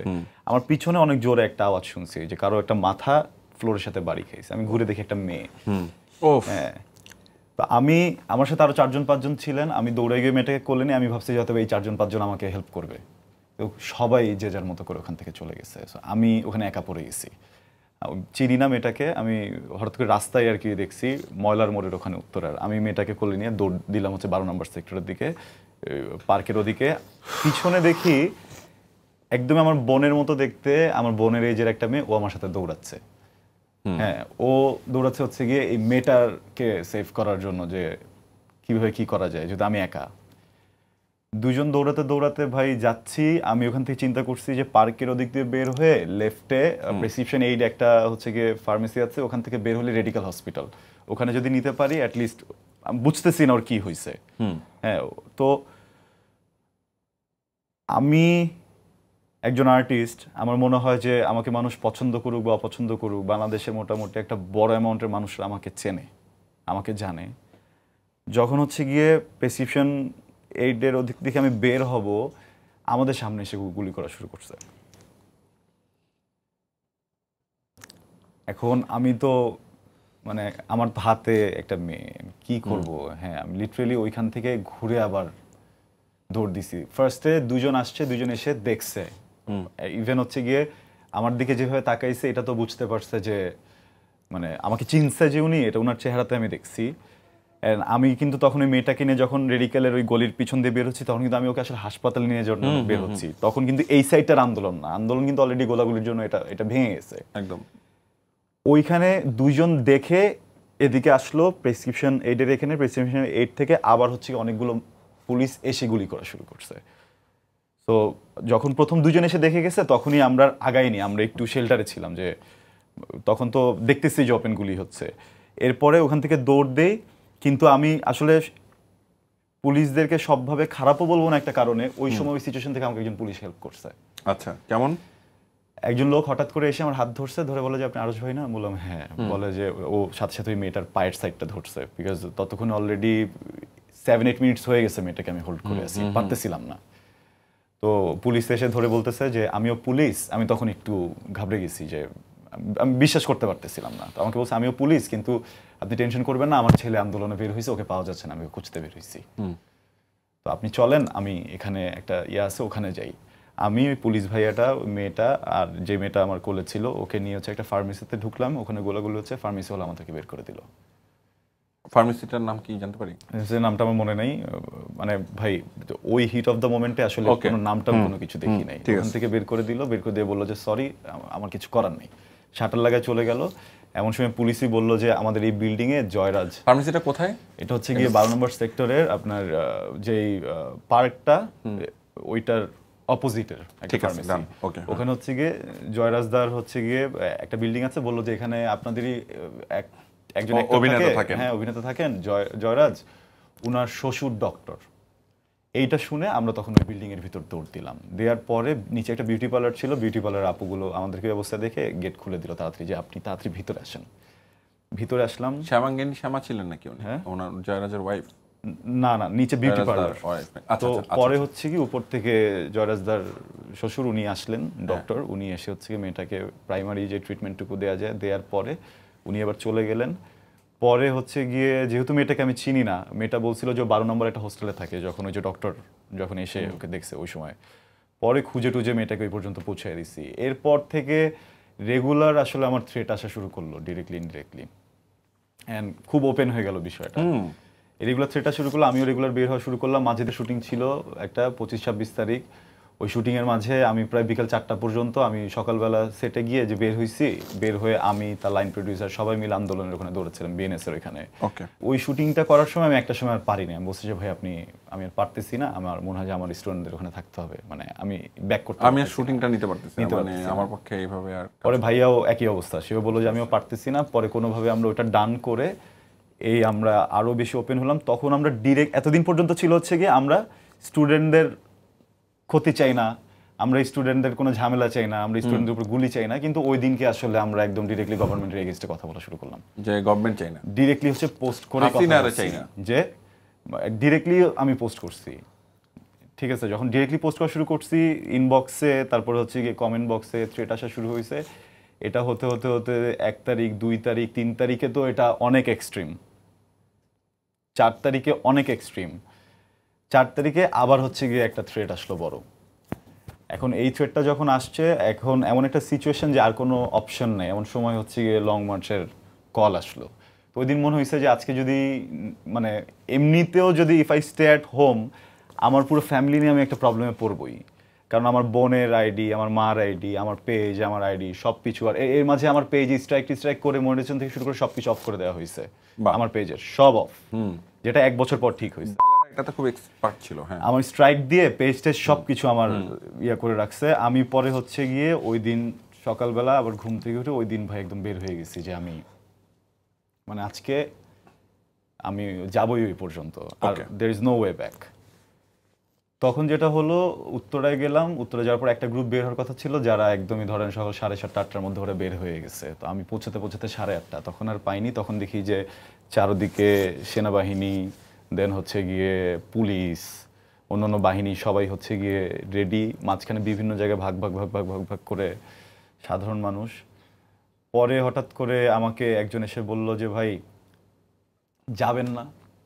আমি বললাম হ্যাঁ আমি তো যাবো। তো আমি যে যাব, কিন্তু কেউ তো মুভ করতেছে না। বলে এইভাবে তো কেউ মুভ করবে না, আপনি যেহেতু পরিচিত, আপনাকে সবাই চিনবে টিনবে, আপনি দাঁড়ায় বলেন, বললে হচ্ছে কি সবাই দেখবেন আপনার সাথে হাঁটা শুরু করবে। তা আমি ভদ্রলোকের কথা শুনে আমি ওইখানে দাঁড়ায় হচ্ছে গিয়ে একটা ডাক দিছি।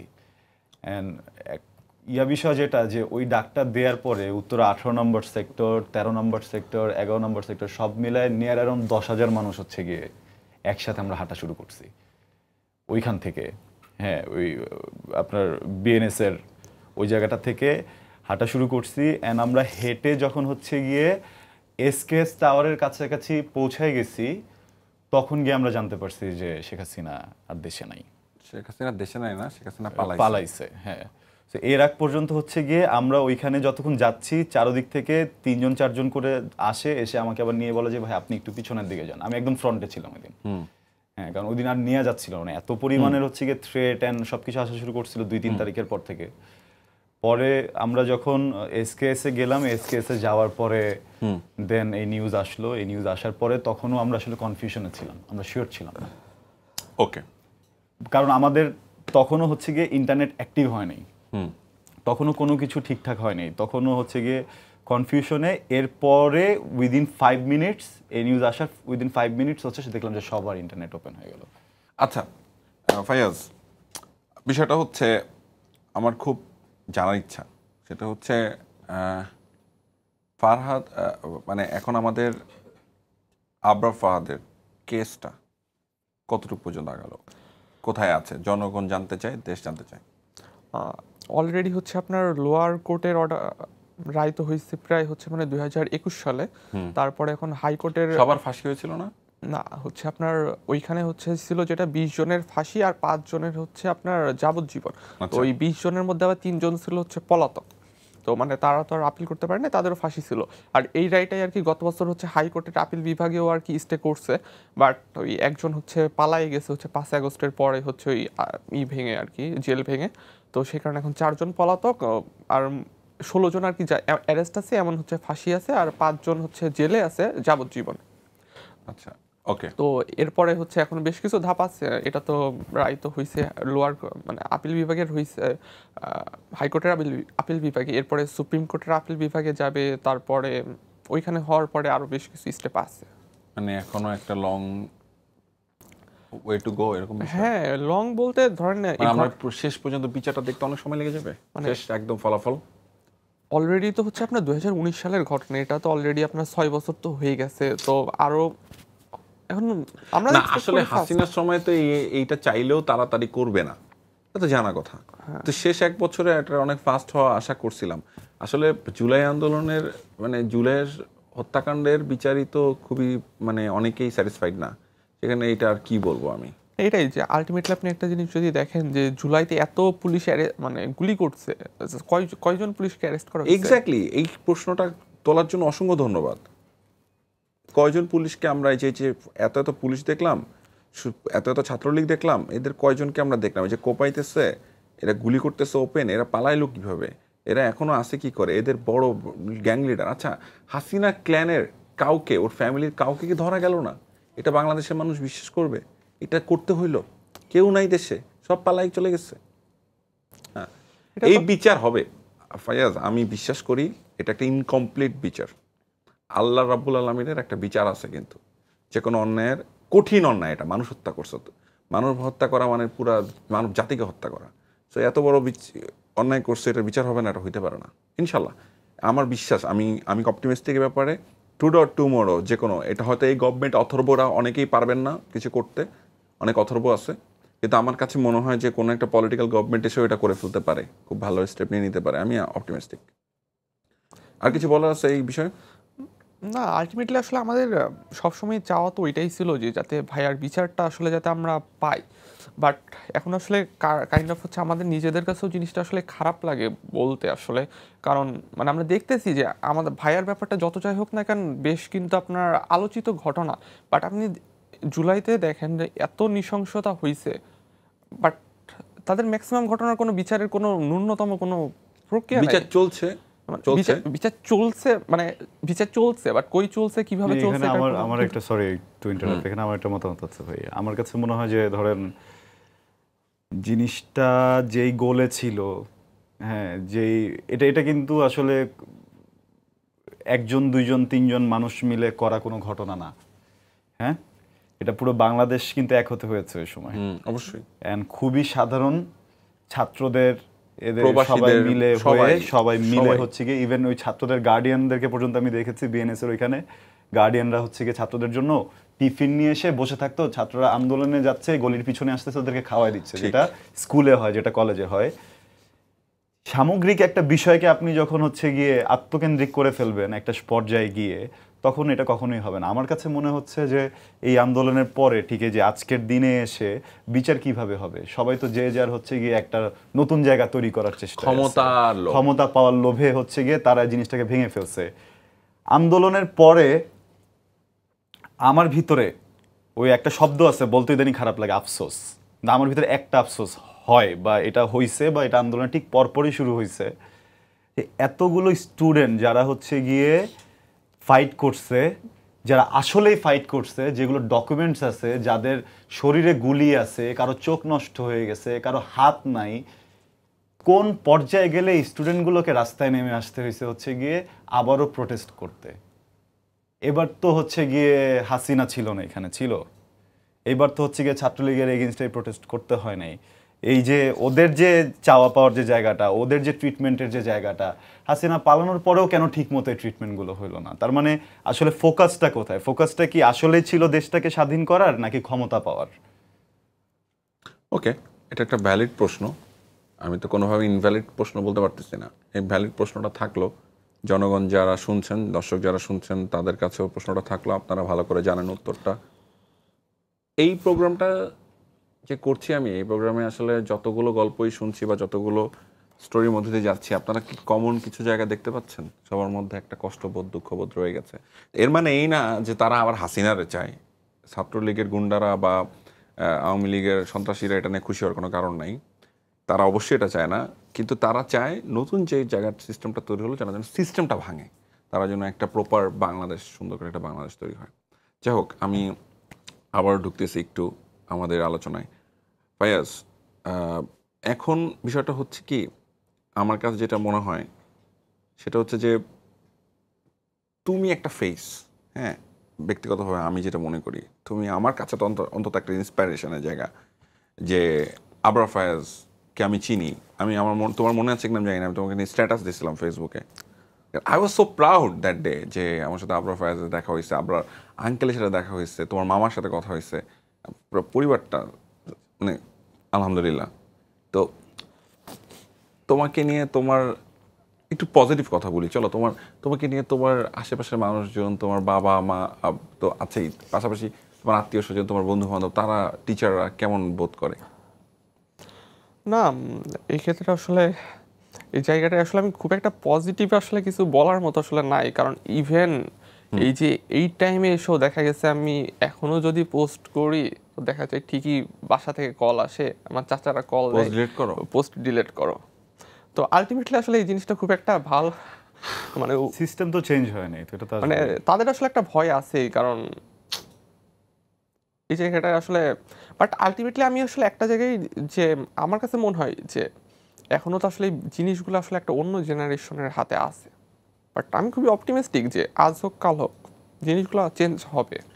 পোস্ট ডিলিট করার ভয়টা যদি এখনো আবরার ফাহাদের ছোট ভাইকে পেতে হয়, আবরার ফায়াজকে পেতে হয়, এটা খুবই দুঃখজনক। আসলে এটা তো, এই সেফটিটা মেনটেন করা, আমি বারবার বলতেছি এই প্রোগ্রামের থ্রুতে, বারবার বলতেছি, জনগণ সাক্ষী, দর্শক সাক্ষী, সেফটি মেনটেন করবো। আমাদের সেফ ফিল করতেছে না আমাদের যোদ্ধারা, উইচ ইজ ভেরি ব্যাড। আপনারা এটা জানি না কেন কি করতেছেন। এনিওয়ে, মানে আবরার ফাহাদকে আমি বারবার এই জায়গাটা রিপিট করতে চাই। অনেকে বলে ভাই লিখে কি হবে, দেখায় কি হবে, বলে কি হবে, অনেক কথা বলে না।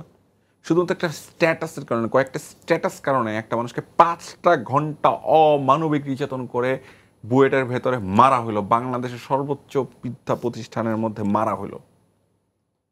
স্ট্যাটাসের এতই দাম বাংলাদেশে। So you have to be very careful. আমি অ্যাজ আ ব্রাদার আমি তোমাকে বলি, কিন্তু আমি পার্সোনালি তোমাকে বলবো লেখা থামাও না, কারণ তোমার ভয়েসটা অনেক ইম্পর্টেন্ট। না, আমি আসলে কোনোদিন, মানে এই কলগুলো আসে, বাট আমি আজ পর্যন্ত মনে হয় না যে, যদি এমন হয়েছে যে আমি কোনো একটা ভুল করছি সেক্ষেত্রে পোস্ট ডিলিট করি, বাট আমার মনে হয় না আমি ইভেন 2019 সালের পর থেকেও খুব একটা কোনো পোস্টই ডিলিট করছি, সেটা যত কলই আসুক না কেন। খালি মানে সম্ভবত একটা করছিলাম, যে সেটা হচ্ছে 2013 সালে, সরি 13 না, আপনার এই যে মোদি বিরোধী আন্দোলন হলো সম্ভবত, মানে 21 সালে বা 20 সালের দিকে। তো তখন আর কি হচ্ছে জাস্ট একটা পোস্ট মানে সরাসরি তো আসলে বলা যায় না, এটা বলছিলাম যে আল্লাহ এদেরকে দেখে রাখো, একটা একটা করে ধরো, যেখানে পারো সেখানে। বাট ওই পোস্টটা আসলে মনে হয় আমার 3-4 দিন পরে, ওই 3-4 দিন পরে আর কি হাইড করছিলাম, মানে 3-4 দিন পর তাও।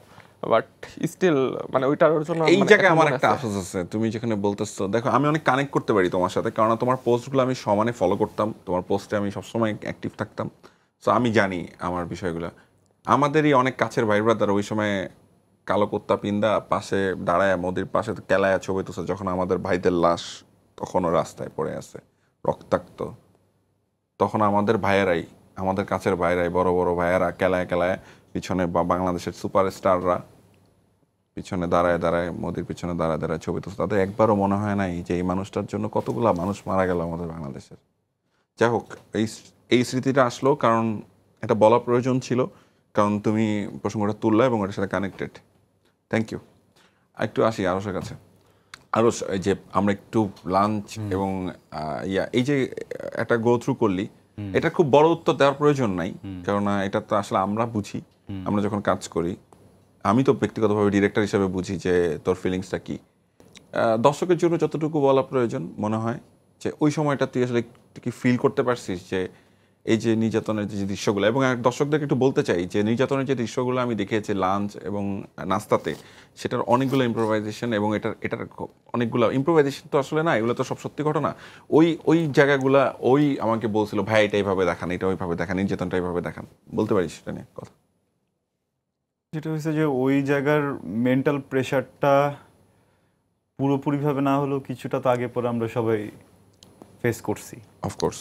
হ্যাঁ, থ্রু দ্য প্রোটেস্ট কম বেশি ওই প্রেশারগুলো আমাদের ওটা গো থ্রু করতে হয়েছে। কিন্তু আমি যখন হচ্ছে গিয়ে আপনি যে আয়নাঘরটা বানালেন, ওইখানে যখন ঢুকে গেছেন, এই সেলে যখন ছিলাম, তখন আসলে কিছুক্ষণের জন্য না মানে খুব ডিফিকাল্ট হয়ে গেছিল জায়গাগুলো নেওয়া। মনে হচ্ছিল যে চলে আসছে ভিতরে। আপনার কি মনে আছে একটা শটে আমি চিৎকার করে উঠছিলাম, ঠিকভাবে মারতেছিল? হ্যাঁ, মারতেছিল না, তুই চিৎকার দিস, আমাকে ঠিক মতো মারেন, পেটান আমাকে। হ্যাঁ, যেটা হয়েছে যে আপনি পিঠের ভিতরে লবণ দিয়ে তোর বেল্টে পেটানোর কথা সম্ভবত তুই বলতেছিলি যে আমাকে লবণটাও ঢালেন ঠিক মতো এবং বেল্টে ঠিক মতো বাড়িটাও দেন, যাতে আমি ফিলটা করতে পারি, অ্যাক্টিংটা প্রপার হয়। আপনি আসলে আয়নাঘরে ঢুকতে হবে না, আসলেই হচ্ছে গিয়ে ওই সেলে থাকতে হবে না, শুধুমাত্র ওই সেটটাতে ঢুকেও বিষয়টা যেই রকমের মানে আমার এখনো গুজবাম হচ্ছে। হ্যাঁ, যেই পরিমাণের ওখানে ঢুকে যেই পরিমাণের মর্মান্তিক লেগেছে, তার মানে আপনি বুঝতেছেন যে এক্সাক্ট পয়েন্টগুলোতে কি রিয়েলিটি হয়েছে। মানে আমি অ্যাক্টিং করতে গেছি, ওই অ্যাক্টিং এর বেল্টের বাড়ি, ওই অ্যাক্টিং তুই যখন লা ইলাহা ইল্লাল্লাহ মুহাম্মাদুর রাসূলুল্লাহ লিখতেছিস দেয়ালের মধ্যে, তখন আমার মনে আছে, আমি তখন স্ক্রিনে আমি বুঝতেছি যে এই ছেলেটা কি পরিমাণ আবেগের জায়গা থেকে কথাটা লিখতেছে। এটা তো আসলে ধরেন আপনি যখন পুরো একটা দেশের মানুষের স্ট্রাগলকে রিপ্রেজেন্ট করতেছেন, ওখানে আসলে ছাড় দেওয়ার সুযোগটা নাই। নাস্তা বা লাঞ্চ কিন্তু আসলে আমার জন্য এটা প্রজেক্ট ছিল না। এটা এমন না যে ধরেন আমি একটা প্রজেক্ট করছি, এটা এই জন্য করছি বিকজ ম্যাক্সিমাম সময় অনেকেই ভাবে যে আমি একজন শিল্পী হিসেবে প্রত্যেকদিন বের হয়ে আসলে ইট ছুটতে পারবো না, প্রত্যেকদিন বের হয়ে হচ্ছে গিয়ে মিছিলে দাঁড়াতে পারবো না, প্রত্যেকদিন বের হয়ে আমি রাস্তা ব্লক করতে পারবো না। আমি একজন আর্টিস্ট, আমার একটা নিজের ওয়ে আছে, আমার আমার আমার একটা নিজের লাইফস্টাইল আছে, আমার একটা নিজের ফিলোসফি আছে। ওইখান থেকে আমি কি করি, আমি তো অভিনয় করি। আমার প্রোটেস্টটা আমার মনে হয় অভিনয়ের মাধ্যমে হওয়া উচিত। আমাদের ম্যাক্সিমাম শিল্পীরাই আমরা যেটা করি, আমরা যখন পলিটিক্যাল কোনো কিছুতে ইনভলভ হয়ে যাই, একদমই হচ্ছে পলিটিশিয়ানদের মতো ইনভলভ হয়ে যেতে চাই, যেটা আমার কাছে মনে হয় রং। ওইখানেই কিন্তু শিল্পের অপমৃত্যুটা ঘটে। ওইখানেই কিন্তু দেখা যায় যে বিভিন্ন নেতাদের প্রোগ্রামে বিভিন্ন এরকম জায়গায় দেখবেন যে এমন কখনো জীবনও দেখে নাই, পুরো বিদেশ হয়ে গেছে, সিঙ্গাপুর ট্রাকের উপরে বসে বসে রিফ্রেট বিলাইতেছে আর বলতেছে এটা সিঙ্গাপুরে আসছে। হ্যাঁ, যেটা হচ্ছে বেসিক্যালি একজন শিল্পীর সাথে যায় কদমবসি। হ্যাঁ, তো আমার কাছে যেটা মনে হয়েছে যে বিং অ্যান আর্টিস্ট, আমার আসলে আমি যদি আমার এই সময়কে রিপ্রেজেন্ট করতে চাই, আমি যদি এই মানুষের কথাগুলো বলতে চাই, এটা আসলে আমার অ্যাক্টিং এর থ্রুতেই বলতে হবে। ওটাই আমার ভাষা। বাংলাদেশে আমার মনে হয় যে এই ধরনের কাজ খুব কম হয়, যে আপনি ডিরেক্টলি হচ্ছে গিয়ে একটা বিষয় তুলে ধরতেছেন। যেহেতু আমি এই সুযোগটা পাইছি, আমি এটাকে আসলে এই জন্য মিস করিনি, এটা আমি করে গেছি। এটা আমি এই জন্য করছি যেন এটা দেখে মানুষের শিক্ষা হয়, যারা ভবিষ্যতে আসবে তাদের যেন টনক নড়ে, তাদের যেন মাথায় থাকে যে হ্যাঁ, বাংলাদেশে একটা জায়গা আছে যেখানে আমরা যাই করি এটা পোট্রে করা হবে, আজকে হোক, 10 বছর পরে হোক, 20 বছর পরে হোক, এই জিনিসগুলো লুকানো যাবে না। এই আর্টিস্টগুলোই এটা করবে। আর এটা আমি আরও একটা কারণে করছি, যেন আমার সাথের যেই আর্টিস্টরা আছেন, ডিরেক্টররা আছেন, ভাই ব্রাদাররা আছেন, শিল্পীরা আছেন, তারা যেন একটু ইন্সপায়ার হন। কারণ আমাদের ভাষাটাই আসলে অভিনয়, আমাদের ভাষাটা আসলে গান, আমাদের ভাষাটা আসলে খাতা কলমে, আমাদের ভাষাটা স্ক্রিনে। ওইখানে যদি আমরা বোবা হয়ে থাকি, শুধুমাত্র রাস্তায় নেমে আমরা অতদূর পর্যন্ত পৌঁছাতে পারবো না। কোন রাস্তার কোন গলিতে, কোন চিপায়, কোন একটা গুলি খেয়ে বা কোন একটা কোপ খেয়ে আপনি মরে পড়ে থাকবেন, কেউ টেরও পাবেন, ওইটাকে আরেকজন আরেকটা নামে চালিয়ে দিবে। ওইটাতে দেখবেন যে পলিটিক্যাল ভাবে মানুষ এটারও হচ্ছে গিয়ে সুবিধা নিচ্ছে, সুবিধা ভোগ করতেছে। কিন্তু আপনি যখন অন স্ক্রিন একদম পয়েন্টে কথাটা বলবেন, তখন না কেঁপে যাবে সবকিছু। মানুষ নেক্সট টাইম ভাববে, নেক্সট টাইম মানে এই ধরনের সাহস করবে না। যে যেই দেশের শিল্প এতটা স্ট্রং, যে দেশের মানুষগুলো, যে দেশের শিল্পীগুলো এত স্ট্রেট কথা বলতে পারে, কারো দালালি করতে হয় না, কারো গোলামি করতে হয় না, সেই দেশে দেখবেন যে পলিটিশিয়ানরাও যদি কখনো উল্টাপাল্টা কোনো কিছু করতে যায় 3 বার ভাববে, সহজে করতে পারবে না। বর্তমানে এমন একটা সময় হয়ে গেছে, আমি যখন ছোট ছিলাম বা আমি যখন আগে দেখছি, একজন শিল্পী যখন কোথাও পা রাখতো তাকে অন্য রকমের রেসপেক্ট করা হইতো, তাকে অন্যভাবে দেখা হইতো। কিন্তু এখন আমি যখন দেখি একজন শিল্পী কোনো একজন নেতার পাশে বা এরকম কোনো একটা জায়গায় গিয়ে নিজেই মাথাটা উঁচু করে দাঁড়িয়ে নেই, তার মাথা নিচু হয়ে আছে, ইট ডাজন্ট ফিল গুড। আপনার মাথা আপনার সৃষ্টিকর্তার সামনে আপনি নত করে রাখেন, আপনার মাথা আপনার মার সামনে আপনি নত করে রাখেন, আপনার বাপের সামনে আপনি নত করে রাখেন। কোনো নেতার সামনে এরকম জায়গায় যে আপনি মাথাটা নত করেন না, এতে শিল্প ছোট হয়, এতে সবাই পেয়ে বসে। আজকে একটা জায়গায় শুটিং করতে যাবেন, আপনি ওখান থেকে সরাই দিবে পরে, কারণ ধরেই নিবে যে আপনার মেরুদণ্ড শক্ত না। তো আমার মনে হয় যে শিল্পীদের জায়গা থেকে শিল্পীদের, মানে আমরা যেটা করছি এখন আসলে আমরা করতে পারিনি, আমাদের আরো করা উচিত। স্ট্রেট কথা বলা উচিত, প্রত্যেকটা জিনিস নিয়ে কথা বলা উচিত, Of course. আগে যা ঘটে গেছে সেটা নিয়েও বলা উচিত, বর্তমানে বর্তমানে যা যা যা ঘটছে ঘটতেছে সেটা নিয়েও বলা উচিত। বাংলাদেশের মতো একটা জায়গায় এইভাবে ব্যাক টু ব্যাক রেপ হইতেছে, this is not good, this is very alarming. আপনাদের যদি নাটক বানানোর থাকে, আপনাদের যদি সিনেমা বানানো থাকে, এটা নিয়ে বানান, ডিরেক্টলি বানান। বাংলাদেশে এখন হচ্ছে গিয়ে আপনারা আন্দোলন করতেছেন, নির্বাচন নিয়ে কথা বলতেছেন, বিভিন্ন কিছু নিয়ে কথা বলতেছেন, বলেন, সমস্যা এগুলো নেই তো। পরে বলেন ভাই, না, আগে বলুক, রেপটাকে কিন্তু থামান একটা আপনার দেশে। মূল মুদ্দাতে থাকতে হবে তো। মেইন জায়গাটাকে ঠিক করেন। বাংলাদেশে যে চেঞ্জ হয়ে গেছে, একটা গভর্নমেন্টকে হচ্ছে গিয়ে পুরো বাংলাদেশ একসাথে হয়ে হচ্ছে গিয়ে আমরা ফেলে দিছি, এটা এরপরে যদি হচ্ছে গিয়ে এইভাবে ওপেনলি রেপ হয়, তাহলে আসলে যারা আমরা আন্দোলন করছি তাদের মুখে থুতু ছাড়া আর কিছু না, তাদের মুখে এটা ডিরেক্টলি থুতু। অফকোর্স এখনো হচ্ছে গিয়ে এই জিনিসগুলো হচ্ছে। এখন কেন হচ্ছে? এখন কোন শক্তি? আচ্ছা, এটা একটু আমার মনে হয়, যেহেতু কোশ্চেনটা আসছে, হ্যাঁ। আমার কাছে যেটা মনে হয়, এটা কোন শক্তি? 16 বছরের একটা সিস্টেম, নষ্ট সিস্টেম, সেই সিস্টেমটাকে তুমি বদলাইতে চাইলে তুমি তো হুট করে, তুমি তো প্রথম দিন ক্লাস 1 2 3 4 5 6 7 8 9 10-এ যে এসএসসি পরীক্ষাটা দাও, তুমি তো হুট করে তোমার কাছে যদি আমি প্রথম দিন স্কুলে ভর্তি করে বলে এসএসসি পরীক্ষার রেজাল্ট দেখাও, তা তো হবে না, ভাইয়া এখানে আবার টাইম লাগে। না না না, আমি আমার ব্যাখ্যাটার জায়গাটা আমি যেভাবে নিজেদের সান্ত্বনা দিই বা আমি বোঝার চেষ্টা করি আসলে। কিন্তু প্রবলেমটা কোথায় হচ্ছে? প্রবলেমটা হচ্ছে গণ অভ্যুত্থানের থেকে আসা সরকার, যাকে অ্যানোনিমাসলি সবাই মিলে ক্ষমতায় বসাইলো, বাংলাদেশপন্থী প্রতিটা রাজনৈতিক দল, বাংলাদেশপন্থী মানুষজন, তাদের তো সাহসের অভাব থাকার কথা না। তারা তো র্যাডিক্যাল ডিসিশন নিবে, তারা এমন এমন সব ডিসিশন নিবে, মাথা পাগল হয়ে যাবে। আমার কথা হচ্ছে সন্ত্রাসীরা দৌড়ের উপর আপনি থাকবে। একটা দল ফর্ম করার জন্য যদি এত বড় জমায়েত করতে পারেন, তাহলে যখন এরকম একটা ঘটনা ঘটে যাচ্ছে, তখন কেন ফর্ম করে ওই জায়গাটাকে হচ্ছে গিয়ে আপনার প্রতিবাদ জানাচ্ছেন না? তখন কেন প্রশাসনকে সেই প্রেশারটা ক্রিয়েট করছেন না যে একদিনের ভিতরে এটাকে খুঁজে বের করে আপনি ঠিক। এটাকে সর্ট আউট করেন? উচিত কথা। তখন দলটা কোথায় থাকে? তখন এত বড় জমায়েত কোথায় থাকে? তখন এই সাহসটা কোথায় থাকে? আমরা তো সাহস দেখি, স্ক্রিনে দেখি, ফেসবুকে দেখি, ইউটিউবে দেখি, চিৎকার শুনি, গর্জন শুনি, জমায়েত দেখি, তখন এটা কোথায় থাকে? আমাদের দেশের একটা শিশু হোক, একটা নারী হোক, একটা মানুষ হোক, সে যদি ঘর থেকে বের হওয়ার সময় সেফ ফিল না করে, কোনো একটা ঘটনা, সেটা ফেসবুকের মাধ্যমে আসুক, খবরের মাধ্যমে আসুক, এইটা দেখে সে যদি কোনোভাবে এটা ধরে নেয় যে আমরা সেফ না, তাহলে গোটা জুলাই আন্দোলনটাই কিন্তু ওইখানে ফল করবে। আমাদের যে গোলটা ছিল, যে জায়গা থেকে আমরা বের হয়েছি, যে আমরা দেশটাকে নতুনভাবে দেখতে চাই, ওই জায়গাটা ফল করবে।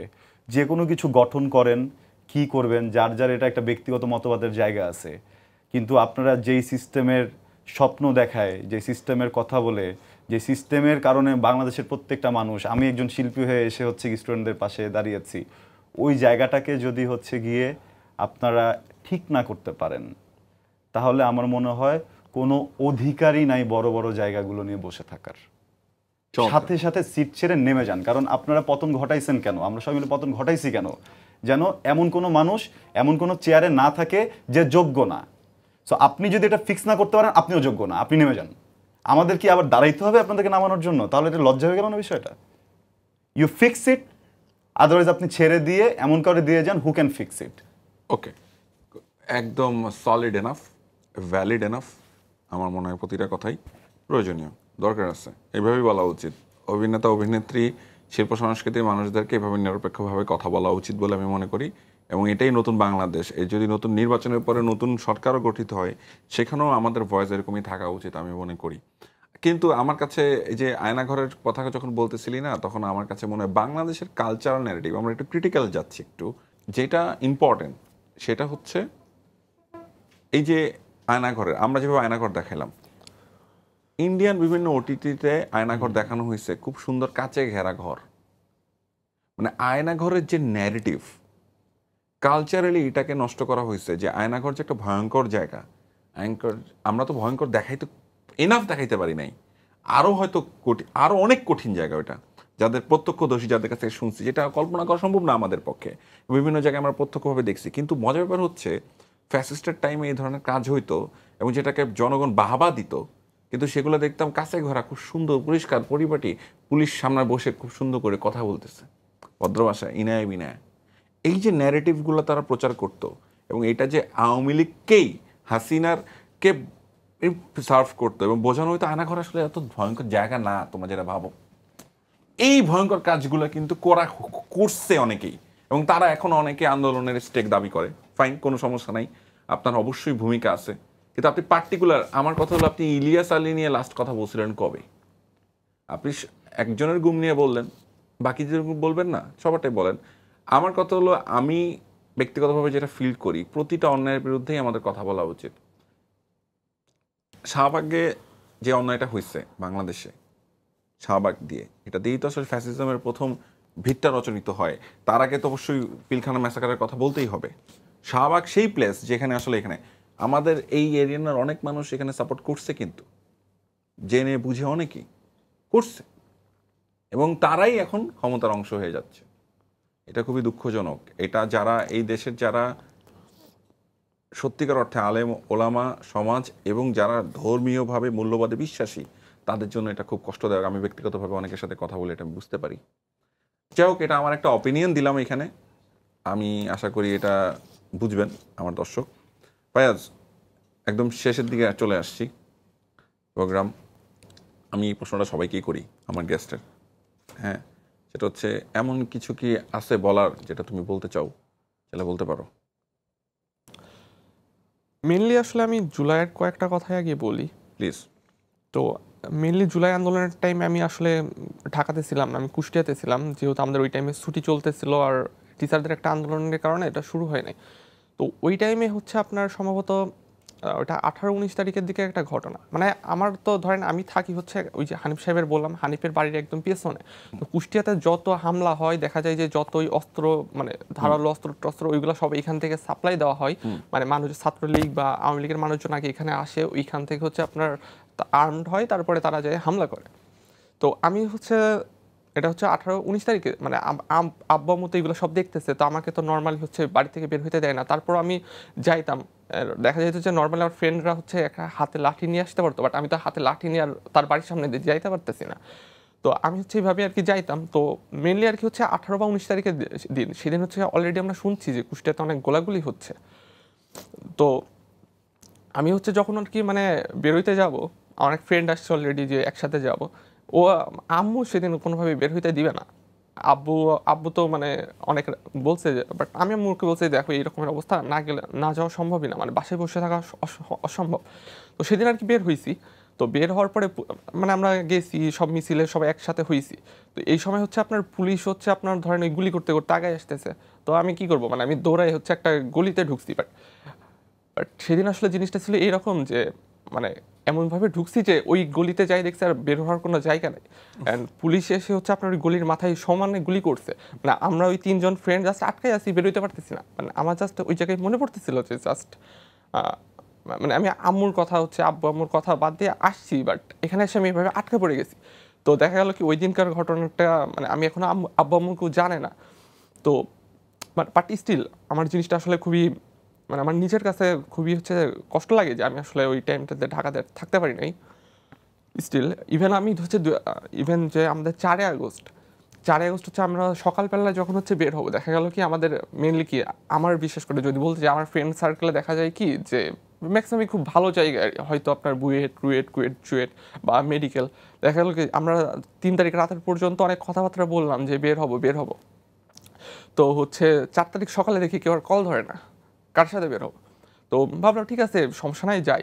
তো রাস্তায় যে মানে এমন সব ছেলেপেলেদের সাথে দেখা, মানে এমন বন্ধুদের সাথে দেখা হইলো যাদেরকে আমরা ভাবতাম যে না এদের দিয়ে কী হবে, কিছু হবে না, মানে কাইন্ড অফ একটা থাকে না যে আপনার ওই যে ক্লাসের হচ্ছে লাস্ট দিককার স্টুডেন্ট যাদেরকে ওই মানে আমাদের মতো স্টুডেন্টদের সাথে একটা কাইন্ড অফ মনে হয় একটা ডিস্টেন্সে, তারা কিন্তু দেখলাম যে সেদিন হচ্ছে সবার সামনে রয়েছে। ব্রিলিয়ান্ট, ব্যাক বেঞ্চার্সরা সবার আগে।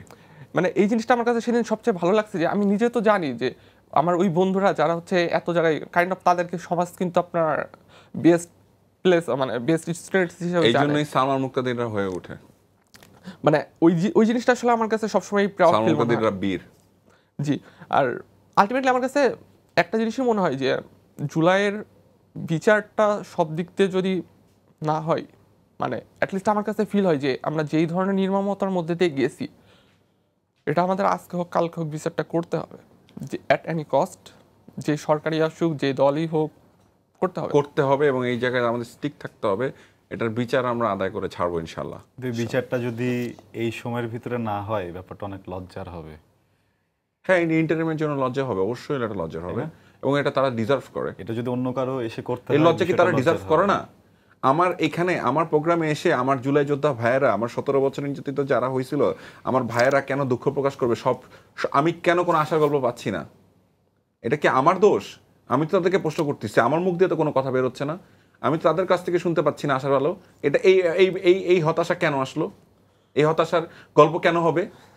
তোমরা রাজনৈতিক দলগুলোকে গালিগালাজ করার তালে থাকো 24 ঘন্টা, দেশ চালাও তোমরা। দোষ যত দোষ নন্দ ঘোষ, সব দোষ বিএনপির, সব দোষ জামাতের, সব দোষ এনসিপির, এটসেট্রা এটসেট্রা এটসেট্রা। কেন ভাই? দেশ তো চালায় তোমরা আছো ক্ষমতায়, উপদেষ্টা হয়ে বসছো। তো ভাই কাজটা ঠিক মতো করো প্লিজ, আমাদেরকে প্রাউড ফিল করাও যে আমরা ঠিক মানুষগুলাকেই সাপোর্ট করছিলাম। লজ্জা নিতে পারবো না তোরে ভাই, লজ্জা দিতে পারবো কিন্তু। এনিওয়ে, আরশ একদম শেষ পর্যায়ে চলে আসছি। এমন ওই যে সেম প্রশ্ন ফায়াজের মতো, ফায়াজ যেমন তার কিছু কথা বললো মনের কথা, ফায়াজ আর কিছু কি বলার আছে? না, ওকে, কিছু কথা বলার আছে? আসলে ছোট ছোট বাচ্চারা আন্দোলনের সময় এত বেশি করে ফেলছে যে ওদের গল্পের কাছে আমাদের গল্পগুলো খুব ছোট। আমরা কিন্তু আসলে ফাইটার না, আমরা সাপোর্টার। অফকোর্স আমরা সাপোর্টার্স। হ্যাঁ, আমাকে যদি ফাইটার বলা হয় আমি ভুল বলবো এটাকে। আমি সাপোর্টার আসলে, আমি ভাই হিসেবে, ওদের গার্ডিয়ান হিসেবে আমি যতটুকু পারছি ওদের সাথে থাকছি। তুই আমার থেকে বড় সাপোর্টার্স। কিন্তু একটা কথা জাস্ট রিকোয়েস্ট করব যে এই আন্দোলনটাকে না বেচা যাবে না, এই আন্দোলনের ভাবমূর্তিকে না বেচা যাবে না। আজকে 1 বছর পরে এখানে এসে বসছি, এসে বসে নিজের এক্সপিরিয়েন্স, নিজের এটা শেয়ার করার পিছনে একটা কারণ ছিল। কারণ শুরুতে এই গল্পটা যদি আমি না বলতাম তাহলে তো পরের এই কথাগুলো বলার সুযোগটা আমি পেতাম না। কথা সত্য। আমি যদি শুরুতেই বলতে আসতাম যে ভাই আমি 2টা বাজে কথা বলতে চাই, আমি জানি না আমাকে এখানে আনা হইতো কি না, কিন্তু আমি দেখতেছি যে ভয়ঙ্করভাবে প্রতিনিয়ত জুলাই বিক্রি করা হচ্ছে। একজন নাগরিক হিসেবে, একজন শিল্পী হিসেবে বা সাপোর্টার হিসেবে, একটা যেই সময়টা আমরা পার করছি গত বছরের, সেই সময়টার সাপোর্টার হিসেবে আমার কাছে খুব লজ্জা লাগে যে তখন বলতে যে আমিও তো এই আন্দোলনের সাথে ছিলাম। যখন দেখি এইভাবে বেচা হচ্ছে, এত সস্তা দামে তো দেশে আমও বিক্রি করে না, তো এত সস্তা দামে এতগুলো মানুষের জীবন যে চলে গেল, এতগুলো মানুষের কেউ এই যে আহত হলো, কতগুলো ফ্যামিলির বুক খালি হয়ে গেল, মারা ছেলে মেয়ে হারালো, এত ইমোশন, এত বড় একটা জায়গাকে এত সস্তায় আমরা না বেচি, জুলাইটাকে না বেচি, হ্যাঁ এটাকে না বেচি। এখানে শেষ করতে চাইছিলাম কিন্তু আমি শেষ করতে চাচ্ছি না। আমার একটা প্রশ্ন মাথায় আসছে, এটা বলতেই হবে। আলো আসবেই? আলো কি আসবেই? আলো, হ্যাঁ, স্যারেরা তো এক্সিস্ট করতেছে আমাদের সাথেই, যেটা হচ্ছে এবং স্যারেদের তো তেমন কিছু হয় নাই। আলো আসবেই এদের তো খুব বেশি, তারা তো এখন আলো আসে না মারানোর তালেই আছে। তাদের তো এখন কি আমরা কি সকাল বিকাল তাদেরকে কি দিয়ে, আমি তো এখানে আসলে একটা ন্যাশনাল টেলিভিশনে বসে আছি, এখানে আমি তো ভাষা খারাপ করতে পারি না, তো আমি একটা উট পাখির ডিম বিষয়ক একটা স্ট্যাটাস দিছিলাম। হ্যাঁ, ওইটাই আমার মনে হয় জোর জবরদস্তি করে হলেও ঘটাইতে হবে। কিন্তু ভাইয়া মাঝে দিয়ে একটা বড় সময় গেছে যখন কিন্তু আসলে কেউই ওইভাবে কথা বলে নাই, সবাই খুব সাইলেন্ট ছিল। কিন্তু রিসেন্ট টাইমে নিজেদেরই অনেক রেশারেশির কারণে, অনেক ঝামেলার কারণে কিন্তু কথা আবার বলার সুযোগটা হয়ে উঠতেছে। দিছে তো তারাই। তো আমরা যদি ধরেন আমি যদি আমার সিকিউরিটি এনশোর না করতে পারি, আমি যদি আমার পরিবারের সিকিউরিটি এনশোর না করতে পারি, আমি যদি আমার পরিবারের ডিসিপ্লিনটা না মেনটেন করতে পারি, তাহলে পাশের বাসার আন্টি এসে কথা বলার সুযোগটা পাবে। এই সুযোগটা আমি কেন দিব? তার মানে প্রবলেম আমার, আমি চালাতে পারতেছি না। তো না হলে কারো বাপের সাহস ছিল না এসে আবার কথা বলবে। বিষয়টা বুঝতে পারছেন? আপনি যদি ফাঁক রাখেন আলো তো আসবেই। ফাঁক রাখলে আলো আসবেই, এটা ভালো বলছিস যে ফাঁক তো রাখা যাবে না, ফাঁক রাখলে তো আলো আসবে, আলো ঢুকবেই। আর আপনি যদি বিক্রেতা হয়ে যান তাহলে তো তাহলে আরো আলো আসবে, তাহলে আলো আসতেই থাকবে। আলো আসতে বিক্রেতা হয়েন না। বিপ্লবী সুন্দর শোনায়, বিক্রেতা সুন্দর সুন্দর শোনায় না। বিক্রেতা হয়েন না। এক্স্যাক্টলি। আর এখানে লাস্ট নোটে আমার মনে হয় আরো এখানে অনেক বিষয় আছে কালচারাল জায়গা থেকে। আমার এখানে যে কয়জন আসছেন এখন পর্যন্ত, আমার মনে হয় একমাত্র তুই প্রথম কালচারাল গ্রাউন্ডের। আমি এখন পর্যন্ত রিপ্রেজেন্টেটিভ হিসাবে তোকে নিয়ে আসছি। তোর সাথে আমার ব্যক্তিগত সম্পর্কের জায়গাটাও আছে, যেহেতু কাজের আমাদের একটা ভালো একটা স্টিক যাচ্ছে। জিটিভিতে আমাদের একটা সিরিয়াল চলতেছে যত্ন। আবার তুমি শুনলে হয়তো খুশি হইতে পারো, অখুশি হতে পারো, জানি না। আমার নাম আবরার। মূল চরিত্রের নাম আবরার। যত্ন সিরিয়ালের যে সিরিয়ালটা চলে জিটিভিতে এই মুহূর্তে, এটার মূল যে চরিত্রটা ও করছে ওটার নামও আবরার। এবং আবরা ফাহাদ থেকে, আবরা ফায়াজের নাম থেকে আমি ইন্সপায়ার হয়ে নামটা রেখেছিলাম। আবরা ফাহিম, এটা আবরা ফাহিমর নাম। আবরা ফাহাদ তো রাখতে পারি না, আবরা ফায়াজ রাখতে পারি না, তো আবরা ফাহিম রাখছিলাম নাম। তো এটা আমি জানাইলাম, এটা একটা ট্রিভিয়া দর্শকের জন্য যারা কন্টেন্টটা দেখেন যত্ন। তো আবরার নামটা আমার খুব পছন্দের। আবরা ফাহাদ যখন দেশের জন্য শহীদ হলো তারপর থেকে আবরার নামটা আমার খুব পছন্দের। বিশ্বাস করো, আমার আবরার নামটা খুব আপন লাগে, খুব কাছের লাগে। আবরার ফাহাদ, আবরার ফায়াজদেরকে খুব কাছের লাগে। তো আরস আলো আশাআশি বন্ধ করতে হবে, ঠিক আছে? জুলাই বিক্রেতাদেরকে কিক আউট করতে হবে। বাংলায় বললে ভালো লাগতো শুনতে। একটা এমন একটা চেয়ারে বসছি, সেখানে বসে আসলে নিজের চরিত্রকেও একটু মোল্ড করতে হয়। ফেসবুকে আমাকে ট্যাগ দিয়ে লিখে দিন, বুঝে নেব। হ্যাঁ, ইংরেজি বাংলা দিয়ে মিক্স করে অনেক সময় বাংলা শব্দটা সুন্দর শোনায়, কিন্তু বলতে পারতেছি না। একটু ভদ্রতা মেনটেন করতে হয়। তবে সত্যি কথা বলতে কি, যারা এখন লম্পজম্প করতেছেন তাদেরকে আমরা দেখতেছি, আমি বেশ হাসি মজা পাই, বেশ মজা পাই। কিন্তু ধৈর্যের বাদ যদি ছুটে, ওকে, পরে দেখা যাবে। শেষ করছি, ধন্যবাদ। Fayaz, thank you very much for coming. Thank you very much for coming here. শেষ করছি প্রোগ্রামটা। আজকের অনুষ্ঠান তুমি কে আমি কে, এই অনুষ্ঠানটা আজকে অনেক কথাই হলো। আবরা ফাহাদের ভাইয়ের অনেক স্মৃতি শুনলাম, তার কথা শুনলাম, যেটা আসলে আমাদেরকে বারবার ইন্সপায়ার করবে। আরশের মতো অভিনেতার কথা শুনলাম, ওর মতো আরও কিছু অভিনেতা অভিনেত্রী আছে যারা জুলাইয়ের আন্দোলনে, অনেক ডিরেক্টররা আছে যাদের নাম অলরেডি সে কয়েকজনের নাম সে মেনশন করেছে। এর বাইরেও অনেকে আছে, অনেক ডিরেক্টর যারা জনতার জন্য, রাইটার, ডিরেক্টর, মানে শিল্প সংস্কৃতির কিছু মানুষ তো অবশ্যই আছে। তারা রাস্তায় নেমে এসেছিল মানুষের অধিকারের জন্য। মানুষকে হত্যা করা হচ্ছিল নির্বিচারে, মানুষের পক্ষে এসে দাঁড়িয়েছিল। তাদেরকে আমি স্যালুট জানাতে চাই। এই স্যালুটটাই চলতে থাকুক, বাড়তে থাকুক। দেশের মানুষের পক্ষে আপনারা থাকুন। শুধু স্বৈরাচার, গণহত্যাকারী, লুটেরা, গুমকারী, তাদেরকে আল্লাহর ওয়াস্তে আমাদের শিল্প সংস্কৃতির মানুষজন সাপোর্ট করবেন না। এটা আপনাদের কাছে আমার বিনীত অনুরোধ। এবং যারা আগে ভুল করেছেন তারা দ্রুত যাদের কাছে ক্ষমা চেয়ে তওবা করতে পারেন। আমার মনে হয় সেটা খুব জরুরি। সবাই ভালো থাকবেন। আসসালামু আলাইকুম।